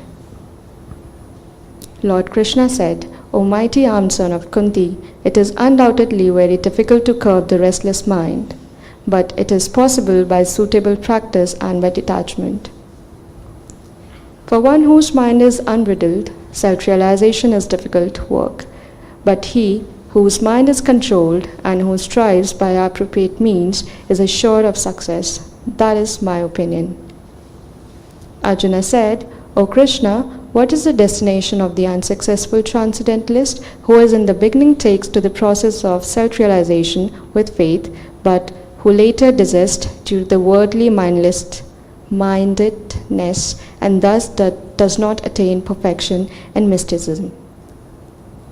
O mighty armed Krishna, does not such a man, who is bewildered from the path of transcendence, fall away from both spiritual and material success and perish like a river cloud with no position in any sphere? That is my doubt, O Krishna, and I ask you to dispel it completely. But for you, no one is to be found who can destroy this doubt. The Supreme Personality of Godhead said, Son of Partha, a transcendentalist engaged in auspicious activities does not meet with destruction either in this world or in the spiritual world. One who does good, my friend, is never overcome by evil. The unsuccessful yogi, after many, many years of enjoyment on the planets of the pious living entities, is born into a family of righteous people or into a family of rich aristocracy.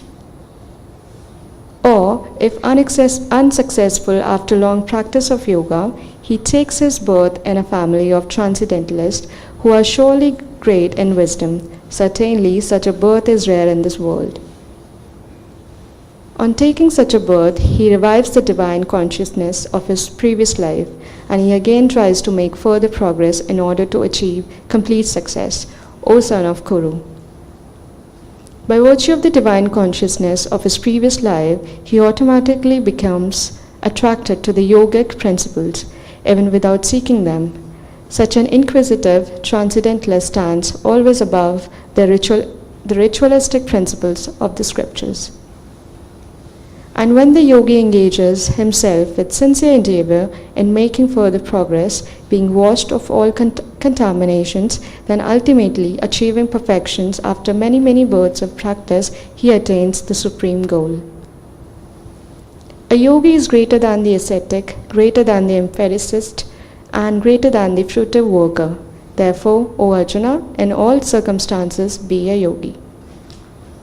And of all yogis, the one with great faith, who always abides in me, thinks of me within himself, and renders transcendental loving service to me, he is the most intimately united with me in yoga, and is the highest of all. That is my opinion. Hare Krishna. Hare Krishna. Shinu, just stay there and go to the shloka 41st. Just stay there in 41st shloka. Thank you very much, Diksha, for this wonderful recitation. Just give a round of applause to her. So this chapter is titled Dhyana Yoga. Now, I said, please be careful in this chapter. Did anybody notice what is the central theme of this chapter? What Krishna is talking most about in this chapter? Dhyana means meditation. Yeah. Why we do meditation? To control the mind. Yeah. So in this chapter, Krishna says, Arjuna, control the mind, control the mind. If you control the mind, if mind is not controlled, your mind is the greatest enemy. If the mind is controlled, is your greatest friend. And you should go to the forest, half closed eyes, in a secluded place, in a raised platform. You focus on the tip of your nose. This is the way you can do yoga. So earlier Krishna talked about karma yoga, how to act in this world as a matter of duty.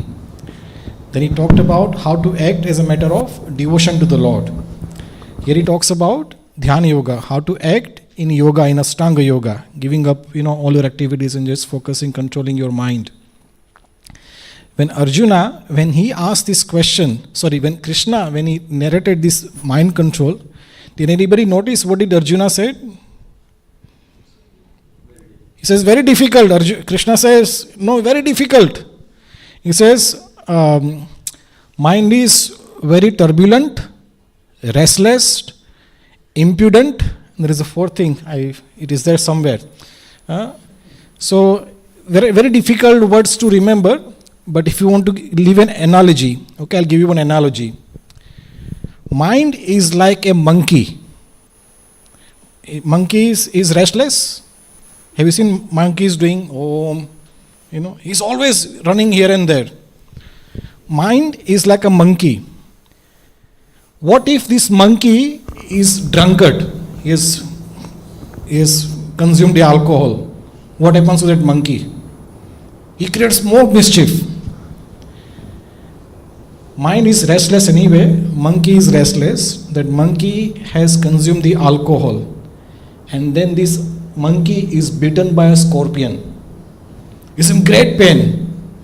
He has consumed alcohol. He is in great pain. What kind of monkey this will be? Just don't go near to this monkey. He will destroy you.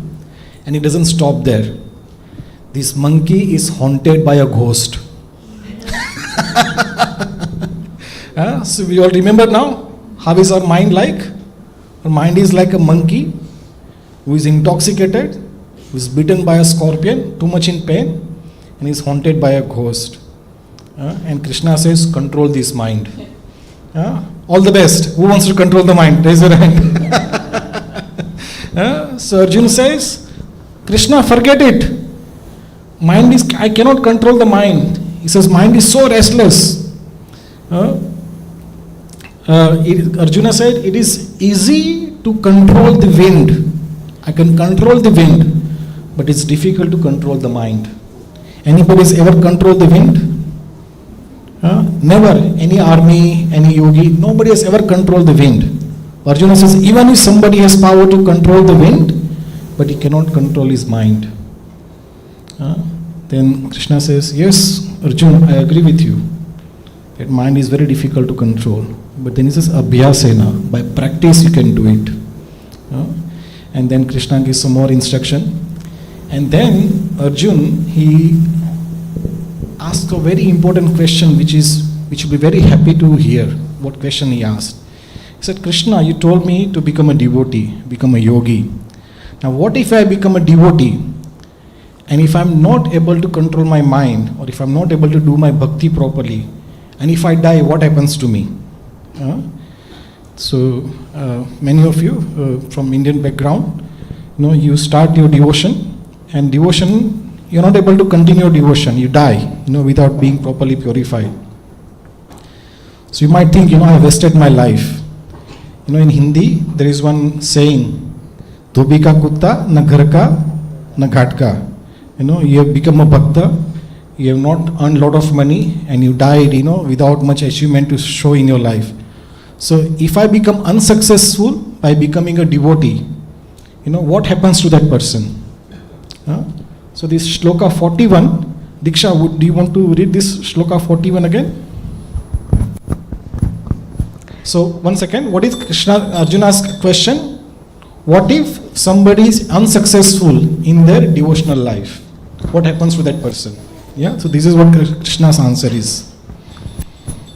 The unsuccessful yogi, after many years of enjoyment on the planets of the pious living entities, is born into a family of righteous people or into a family of rich aristocracy.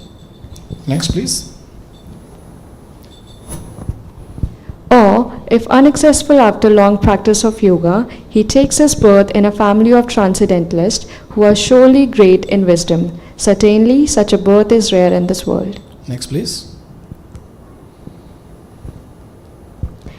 On taking such a birth, he revives the divine consciousness of his previous life, and he again tries to make further progress in order to achieve complete success. O son of Kuru. Yeah, just we stop there. So these are the three important shlokas. Did you all get the gist of it?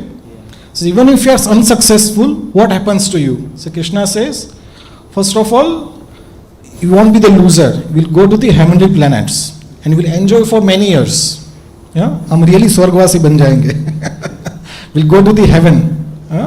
We'll enjoy there, and then you come back to this world again, and you will be taking a birth in a very aristocratic family. A family where there is no problem for the money, you have a very high birth in a very good family, you take a birth there. Or, if not that, you will take a birth in a family of a yogi or in a family of a great devotee. So there is no loss here. You enjoy after you live, you come back, and you take a birth in a very nice family. And then Krishna says, on taking a birth, when you come back, what happens? Whatever years you've done bhakti in your previous birth, what happens to that? Krishna says, on taking such a birth, he revives the divine consciousness of his previous life, and he again tries to make further progress in order to achieve the complete success, O son of Kuru. So he starts where he left last time. It's a good deal, isn't it? So every Sunday when you're coming to the temple, you have no loss. It is credited to your account. So Krishna says that we should perfect our life in this lifetime only. Give your best shot. Becoming devotee, come to the temple, associate with the devotee, take prasadam, chant Hare Krishna, read Bhagavad Gita. Be a great devotee, and you'll have no loss. At the end of the life, if you are not able to purify yourself, don't worry. In the next lifetime, after enjoying the heavenly planets, we'll go to a very high family. There will be no problem of money. Right now we have to do business and jobs and so forth and so on. You will be taking a birth in an aristocratic family, in a family of highly elevated devotee. And you'll start your life where you left there before. It's a wonderful deal. We might spend many years in becoming an engineer and doctor or whatever. And next lifetime when we go, can you tell the teacher, when you go to your teacher, I can't start from the primary education. Last life I was a doctor, so make me a doctor. What will the teacher say? Get lost. But in bhakti, you start where you left off in your last life. So there is never a loss. Give a round of applause to all of us for coming here in Hare Krishna temple. So thank you all very much. This is the first 6 chapters of Bhagavad Gita. I think it's 2 o'clock. This time we take prasadam. So I must increase your appetite now. Bhagavad Gita, how many chapters Bhagavad Gita has? 18, yeah? Many people don't know what is Bhagavad Gita. They don't know what is Bhagavad Gita, Srimad Bhagavatam. Is it the same book or different book? And he says, I'm Sanatani Hindu. Do you know Bhagavad Gita? Yes, I know Bhagavad Gita. What is the first verse of Bhagavad Gita? That I don't know. How many chapters are there? I don't know. So today, before you go home, at least you should go home with some basic understanding of Bhagavad Gita. Okay? So today at least you know that if you study Bhagavad Gita, if you become a devotee, you'll never be the loser. You will always start where you left off. So to understand Bhagavad Gita, just the basic understanding. Bhagavad Gita has how many chapters? 18 chapters. How many shloka Bhagavad Gita has? About 700. Yeah, so 700 shlokas are there. So these two figures you know. At least again, after going to Hare Krishna temple, at least I know this much. Okay? And today I'm going to explain you a transcendental sandwich. You heard it right, sandwich. Everybody eat sandwich? Yeah? So how is a sandwich made up of? Not a difficult question. What is the main ingredient of sandwich? No. What is inside the sandwich? That is the ingredient of the sandwich. But yes, there are two breads. Yeah? So there are two breads, and in the bread there is a filling inside. Okay? So if there is a cheese sandwich, where does the cheese resides in a sandwich? In the middle, between the two breads. Okay, so cheese in the middle of two bread. If it is a vegetable sandwich, where does the vegetable resides? Between the two breads. So the sandwich that you want to eat, the main purpose of main food of the sandwich resides in the middle, between the two breads. Bhagavad Gita is just like a sandwich. I'm sure next time you will see Bhagavad Gita, you will say, oh, this is sandwich. So this sandwich is made up of 3/3. 6 chapters. So first 6 chapters and last 6 chapters, they are like two bread.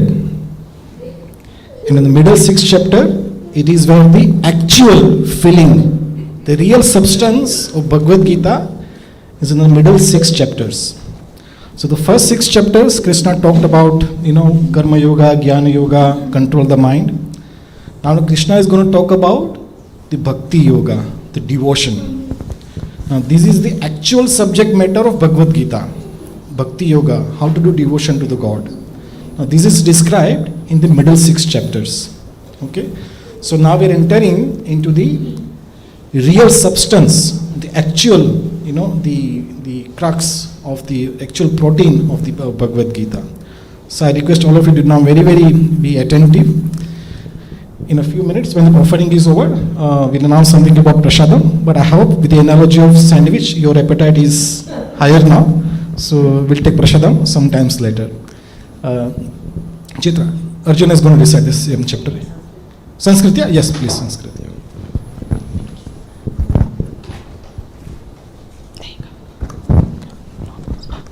Om Paramatmane Namaha Hatha Saptamodhyayah Shri Bhagavanu Vacha Maya Saktamanah Partha Yogam Yunjanmatashrayah Asamshayam Samagram Mam Yatyanyasasi Tachrunu Jnanam Teham Savijnanam Edam Vakshamya Sheshatah Yajñatva Neha Bhuyonyad Jnatavyam Avashishyate Manushyanam Sahasreshu Kaschidyatati Siddhaye Yatataamapi Siddhanam Jaschinmam Veti Tatvatah Bhumirapo Nalo Vayuhu No buddhirevacha ahamkara iti yamme pinna prakriti rashtata apareyamitastvanyam prakritim vidhi me param jiva bhuta mahabaho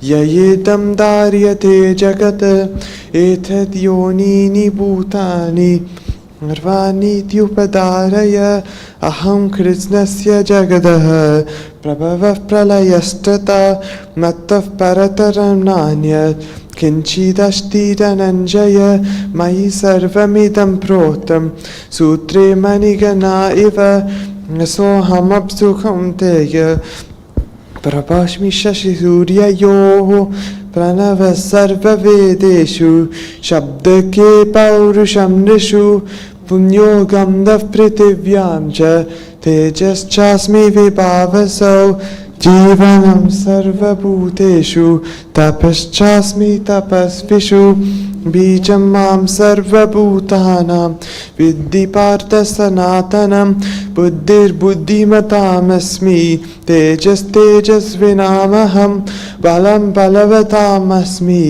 कामरागविवर्जितं धर्मविरुद्धो भूतेषु कामोऽस्मि भरतर्षभ चैव सात्विका भावा राजसस्तामसाश्च ये न ते एवेति तान् विद्धि नत्वहं तेषु ते मयि त्रिभिर्गुणमयैर्भावैः देभिः सर्वमिदं जगत् इतं नाभिजानाति मामेभ्यः परमव्ययम् महदैवी एषा गुणमयी मम माया दुरत्यया मामेव ये प्रपद्यन्ते मायां नेतां तरन्ति ते न मां दुष्कृतिनो मूढाः वच्यन्तेऽन्यतातमाः माययापहृतज्ञान आसुरं पापमाश्रिताः दुर्विद्या भजन्ते मां जनासुकृतिनोऽर्जुन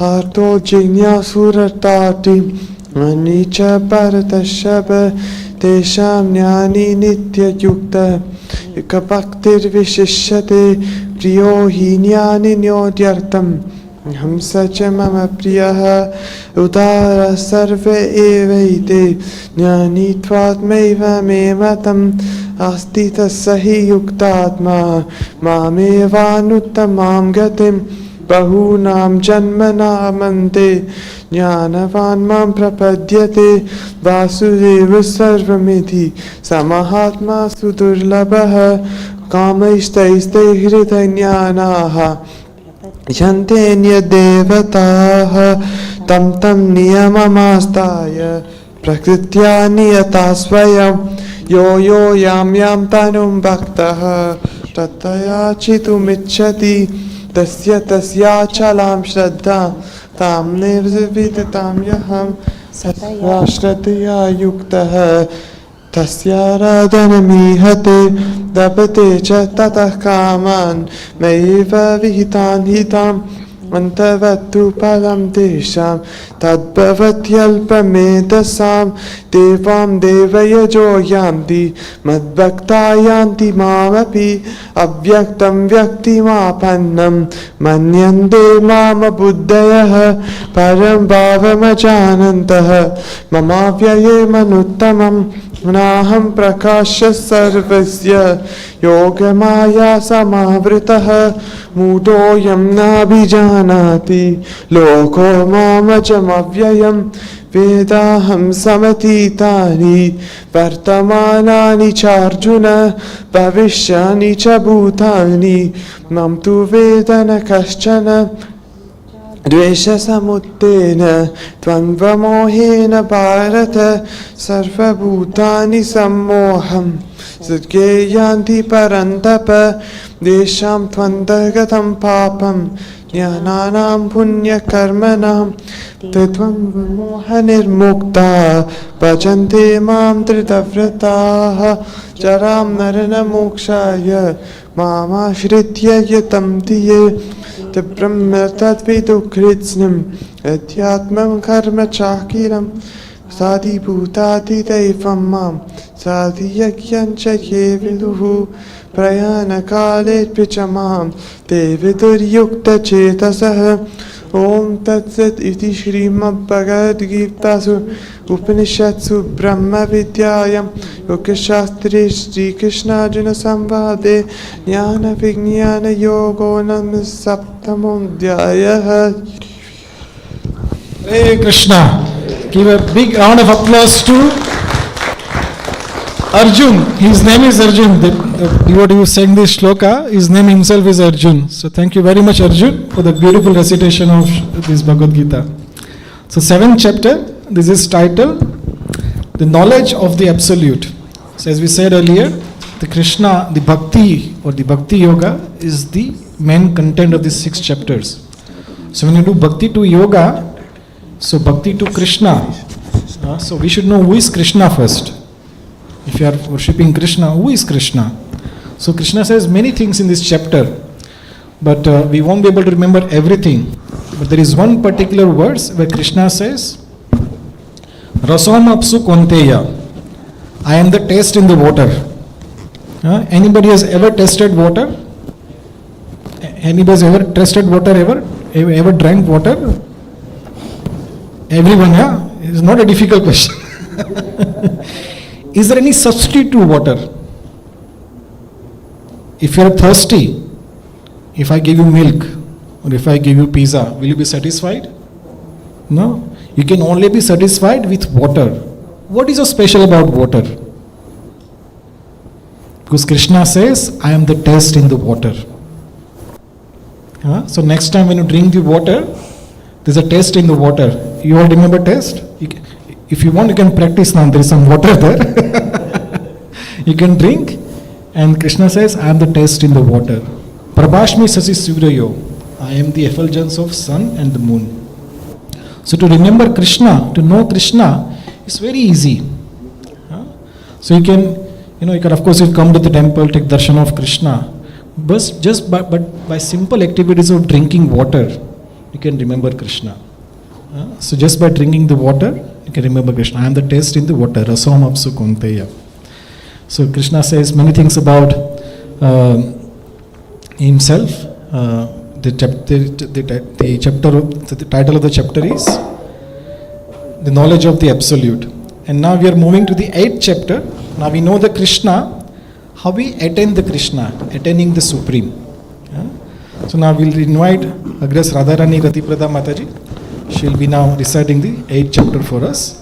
It is titled Attaining the Supreme. Hare Krishna. Hare Krishna. Chapter 8, Attaining the Supreme. Taraka Brahma Yoga. Atha Ashtamo Adhyayah. Arjuna Vacha. Kim tad brahma kim adhyatmam. Kim karma purushottama. Adhibhutam cha kim proktam. Adhidaivam kim uchyate. Adhiyagna katham kotra. Dehe asmin madhusudana. Prayana kale cha katham geyo. Si anniyat atmibhi. Shri Bhagavan Uvacha. Aksharam brahma paramam. Swabhavod adhyatmam uchyate. Bhuta bhavod bhava karo. Visargah karma samgitah. Adhibhutam ksharo bhavah. Purushas chadhite vitam. Adhiyagno aham evatra. Dehe deha bhritam. Vara antakale cha mameva. Smarana muktva kalevaram.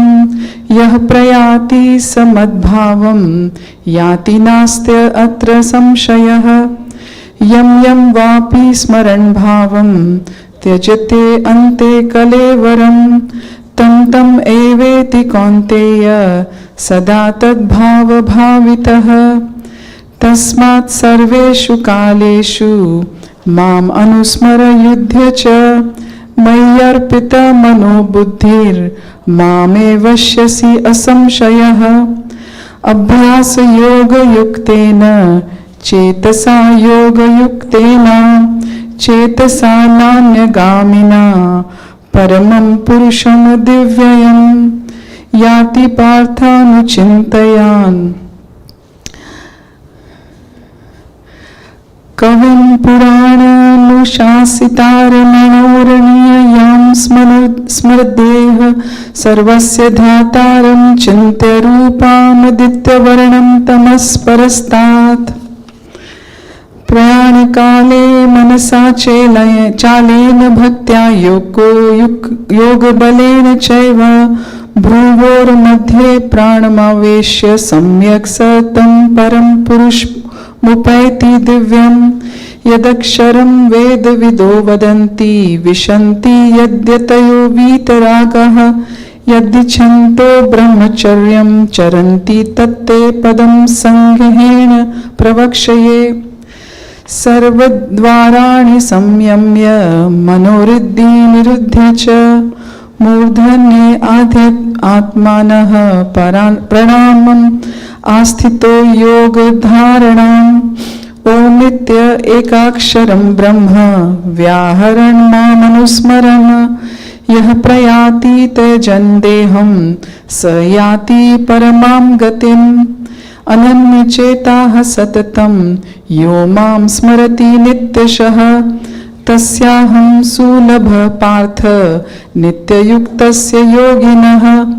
मामुपेत्य पुनर्जन्म दुःखालयम् अशाश्वतं नापुन्वन्ति महात्मानः संसिद्धिं परमां गताः आब्रह्म भुवनाल्लोकः पुनरावर्तिनो अर्जुन मामुपेत्य तु कौन्तेय पुनर्जन्म विद्यते सहस्रयुग पर्यन्तम् अहर्यद् ब्रह्मणो विदुः रात्रिं योग सहस्रान्तां तेहो रात्र विदो जनाः अव्यक्ताद् व्यक्तः सर्वः प्रभवन्त्य अहर आगमे रात्रे आगमे प्रलयन्त्ये तत्रैव अव्यक्तसमन्यके भूतग्रामः स एवायं भूत्वा प्रलीयते रात्रे आगमे वशः पार्थ प्रभवत्ये अहर आगमे परस्तस्मात् भावो अन्यो अव्यक्तो अव्यक्तात् सनातनः यः स सर्वेषु भूतेषु नश्यत्सु न विनश्यति अव्यक्तो अक्षर इत्युक्तस्तम् आहुः परमां गतिम् यं प्राप्य न निवर्तन्ते तद्धाम परमं मम पुरुषः स परः पार्थ भक्त्या लभस्य त्वनन्या यस्यान्तः स्थानि भूतानि येन सर्वम् इदं ततम् यत्र काले त्वनावृत्तिम् आवृत्तिं चैव योगिनः प्रयाता यान्ति तं कालं वक्ष्यामि भरतर्षभ अग्निर्ज्योतिरः शुक्लः षण्मास उत्तरायणम् तत्र प्रयाता गच्छन्ति ब्रह्म विदो जनाः धूमो रात्रिस्तथा कृष्णः षण्मास दक्षिणायनम् तत्र चन्द्रामसं ज्योतिर्योगी प्राप्य निवर्तते शुक्लकृष्णे गति ह्येते जगतः शाश्वते मन्नाते एकया याते अनावृत्तिम् अनन्या वर्तते पुनः नैति पार्था जानन् योगी मुह्यति कश्चन तस्मात् सर्वेषु कालेषु योगयुक्तो भवार्जुन वेदेषु यज्ञेषु तपःसु चैव दानेषु यत् पुण्यफलं प्रतिष्ठम् अत्येति तत्सर्वमिदं विदित्वा योगी परं स्थानमपैति चाद्यम् ॐ तत्सद् इति श्रीमद्भगवद्गीतासु उपनिषत्सु ब्रह्मविद्यायां योगशास्त्रे श्रीकृष्ण अर्जुन संवादे तारक ब्रह्म योगो नाम अष्टमो अध्यायः हरे Krishna Hare Krishna. Thank you so much, Mataji. Please give your round of big applause to Mataji for this reciting beautiful chapter. Attaining the Supreme. So earlier we understood who is Krishna, and we said if you want to understand Krishna, many ways you can understand, but just by testing the water you can understand Krishna. And how do we attain Krishna? So many things Krishna spoke in this chapter, but the one that we can focus on is Krishna says, at the time of death, if you remember me, you will come back to me. It is as simple as that. When you are dying, when you are taking last breath, The time when we are thinking of Krishna, we go back to Krishna. Krishna says, if you are not thinking of Krishna, if you are not thinking of me, then you will attain the destination what you are thinking at the time of death. So the time of death, if you are thinking of Barbados, lying on the beach, you might become a seal somewhere in Antarctica. So whatever you think at the time of death, that destination you will reach. So dying is a very important, what kind of death we receive. So if you are thinking of Krishna at the time of death, then you achieve Krishna. Then Krishna says, you can only think of me at the time of death if you are thinking about me all the time in whatever activities you do to me. So we have to practice. Throughout our life, whatever activities we do it in consciousness of Krishna, remembering Krishna. Then at the time of death, it is very easy to remember him. So this is the kind of main instruction or main topic from this chapter.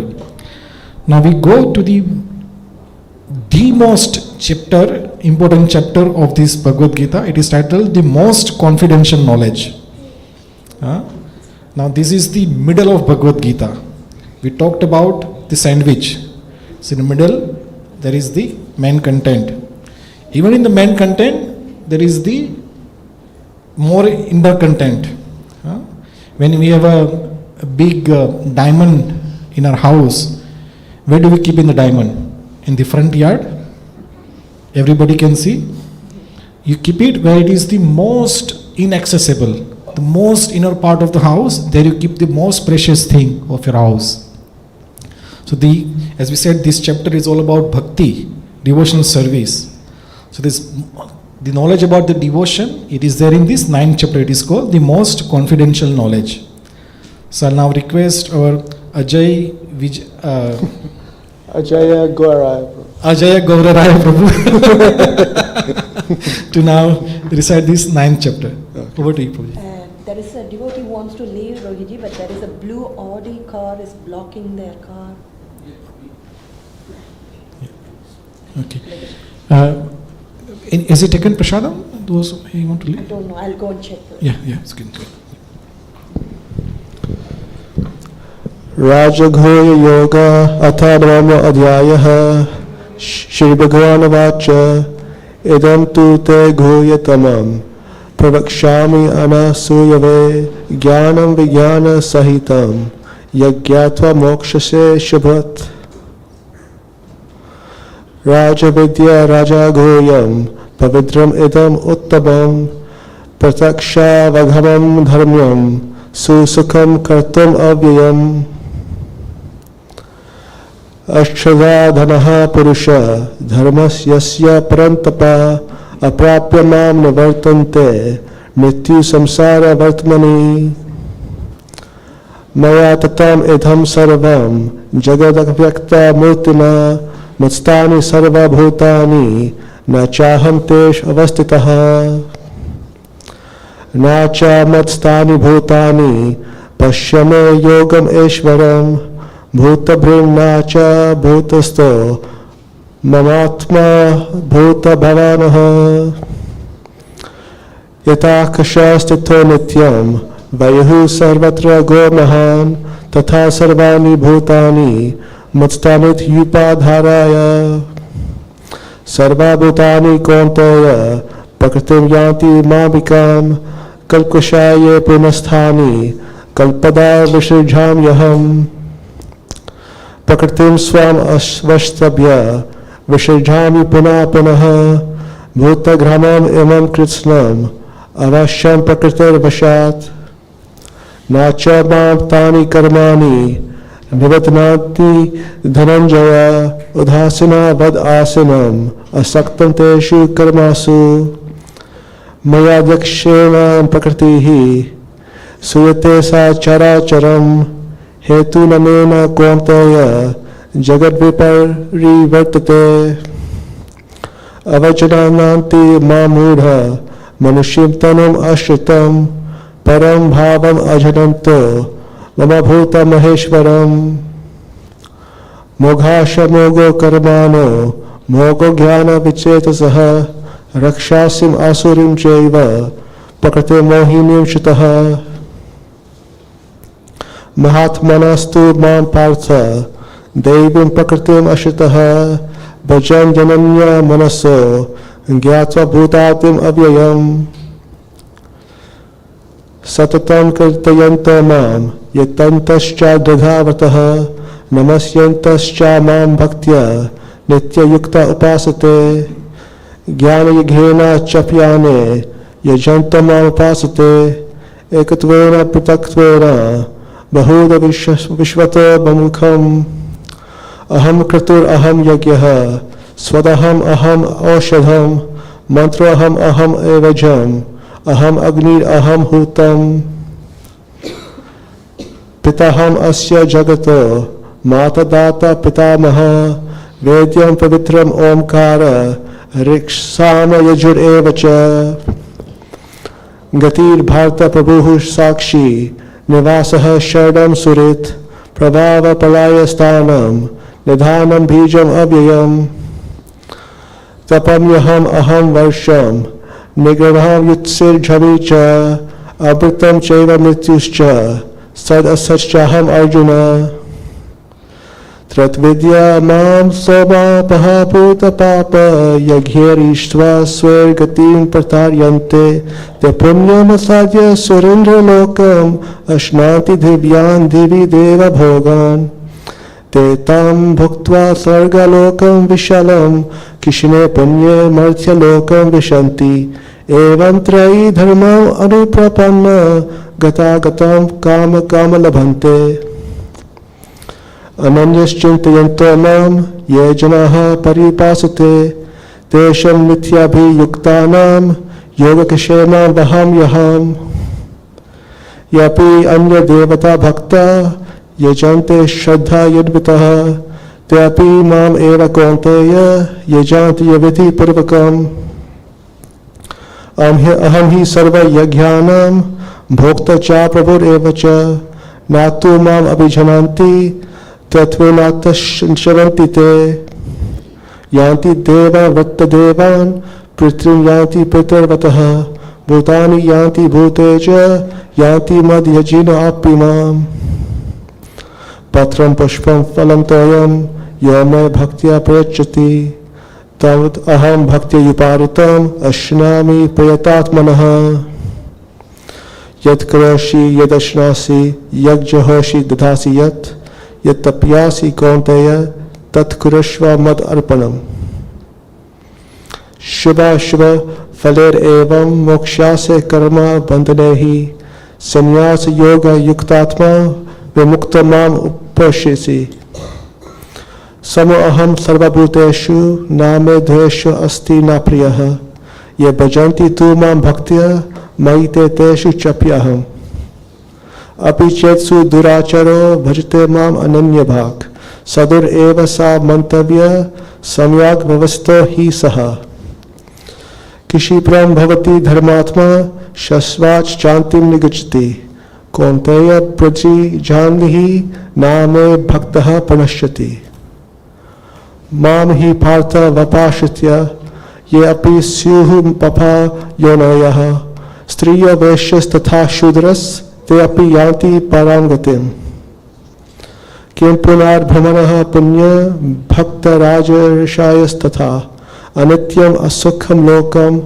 इमं प्राप्य भजस्माम् मन्मना भव मद्भक्तो मद्याजी मां नमस्कुरु मामप्यासि युक्तवैवम् आत्मनं मत्परायणः ओम तत्सदिति श्रीमद्भगवद गीतासु उपनिषत्सु ब्रह्म विद्यायां योगशास्त्रे श्री कृष्ण अर्जुन संवादे राजगोय योग नाम नवम अध्यायः. Hare Krishna. It is a big round of applause to Ajay Gaurara Guru. He recited the most important chapter of this Bhagavad Gita, and it is called the most confidential knowledge. As we said, this is the most important chapter. The Krishna, the highest message that Krishna wanted to give is in this chapter. And of all the shlokas in Bhagavad Gita, anybody wants to say which is the most important shloka in Bhagavad Gita? Middle ones. The most important shloka generally we say, Sarva Dharman Parityajya Mameka Sharana, surrender everything to me. That is Krishna's last instruction in Bhagavad Gita. But actually his main message that he wants to give is this shloka, the last shloka of the 9th chapter. It is the middle chapter and right in the middle of Bhagavad Gita. You cannot get more middle than this. It is right in the middle, the last shloka of the 9th chapter of Bhagavad Gita. If you want to by heart one shloka of Bhagavad Gita, then this is the one you can by heart. And you can try to understand the meaning of it as well. Shall we do it again? Shall we recite it together? Okay. Prabhuji, can you just do the English a little bit down? That's fine. Yeah. Manmana bhava madbhakto madhyaji mam namaskuru mam eva vasyasi yuktatvam atmanam mat pranayana. Translation is, Krishna says, engage your mind always in thinking of me. Become my devotee, offer obeisances to me and worship me.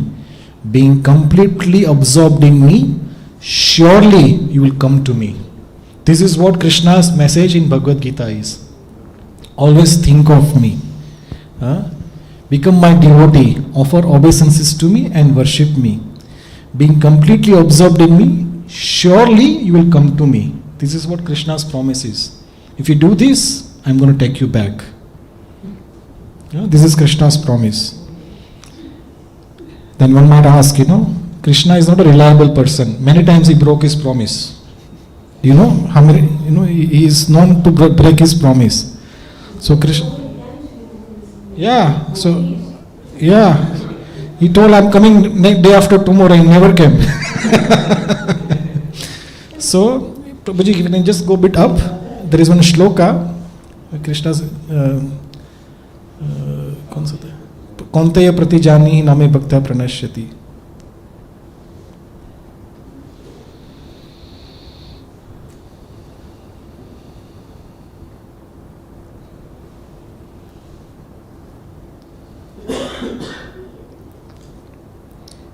कौन सा number है पता है आपको? I think it's not that far up. It is somewhere just before that. Anyway, Krishna, he says that Arjuna, declare it boldly that my devotees will never perish. That those who are my devotee, once you surrender your life to me, they will never perish. And then Krishna says, Arjuna, you declare. He's not saying, Arjuna, I declare that my devotees will never perish. He says, Arjuna, you declare, Kaunteya pratijanihi name bhakta pranashyati. My devotees will never perish. They will never be in loss. Why did Krishna ask Arjuna to give this promise? Because Krishna, he may break his promise, but he will always protect his devotee's promise. If a devotee says something, Krishna will definitely fulfill it.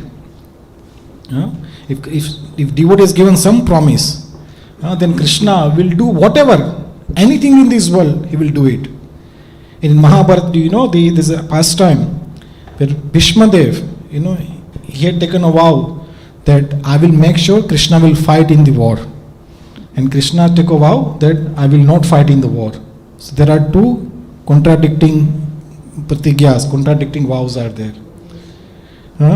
So Krishna broke his promise, but he protected Bhishmadev's vow. So Krishna says, here he says, he quickly becomes righteous and attains lasting peace. O son of Kunti, declare it boldly that my devotee never perishes. That whatever happens, somebody who has surrendered his life to me, I will make sure he will come back to me. And earlier, Krishna says, sometimes even by mistake, if devotee commits some sin, by mistake, Krishna says, he will come back to me very soon because he is a sadhu. So any mistakes that we do by mistake, Krishna doesn't take it seriously. So there is, and also there is one other shloka, Krishna says, Yogakshemam Mahamayam. To the devotee, whatever devotee has, Krishna protects whatever we have, and He carries what we lack. If we are in short of something, Krishna will provide. And if we have something already achieved, Krishna will protect that. Where will we find such a merciful Lord? He protects everything that we have. He gives whatever we need. And if you commit any mistake, then Krishna says, I promise you that you will never perish. So his last instruction again in this is Man mana bhava mad bhakto madhyaji mam namaskuru. That if he always remember Krishna, become his devotee, and surely will go back home, back to Godhead, to Krishna.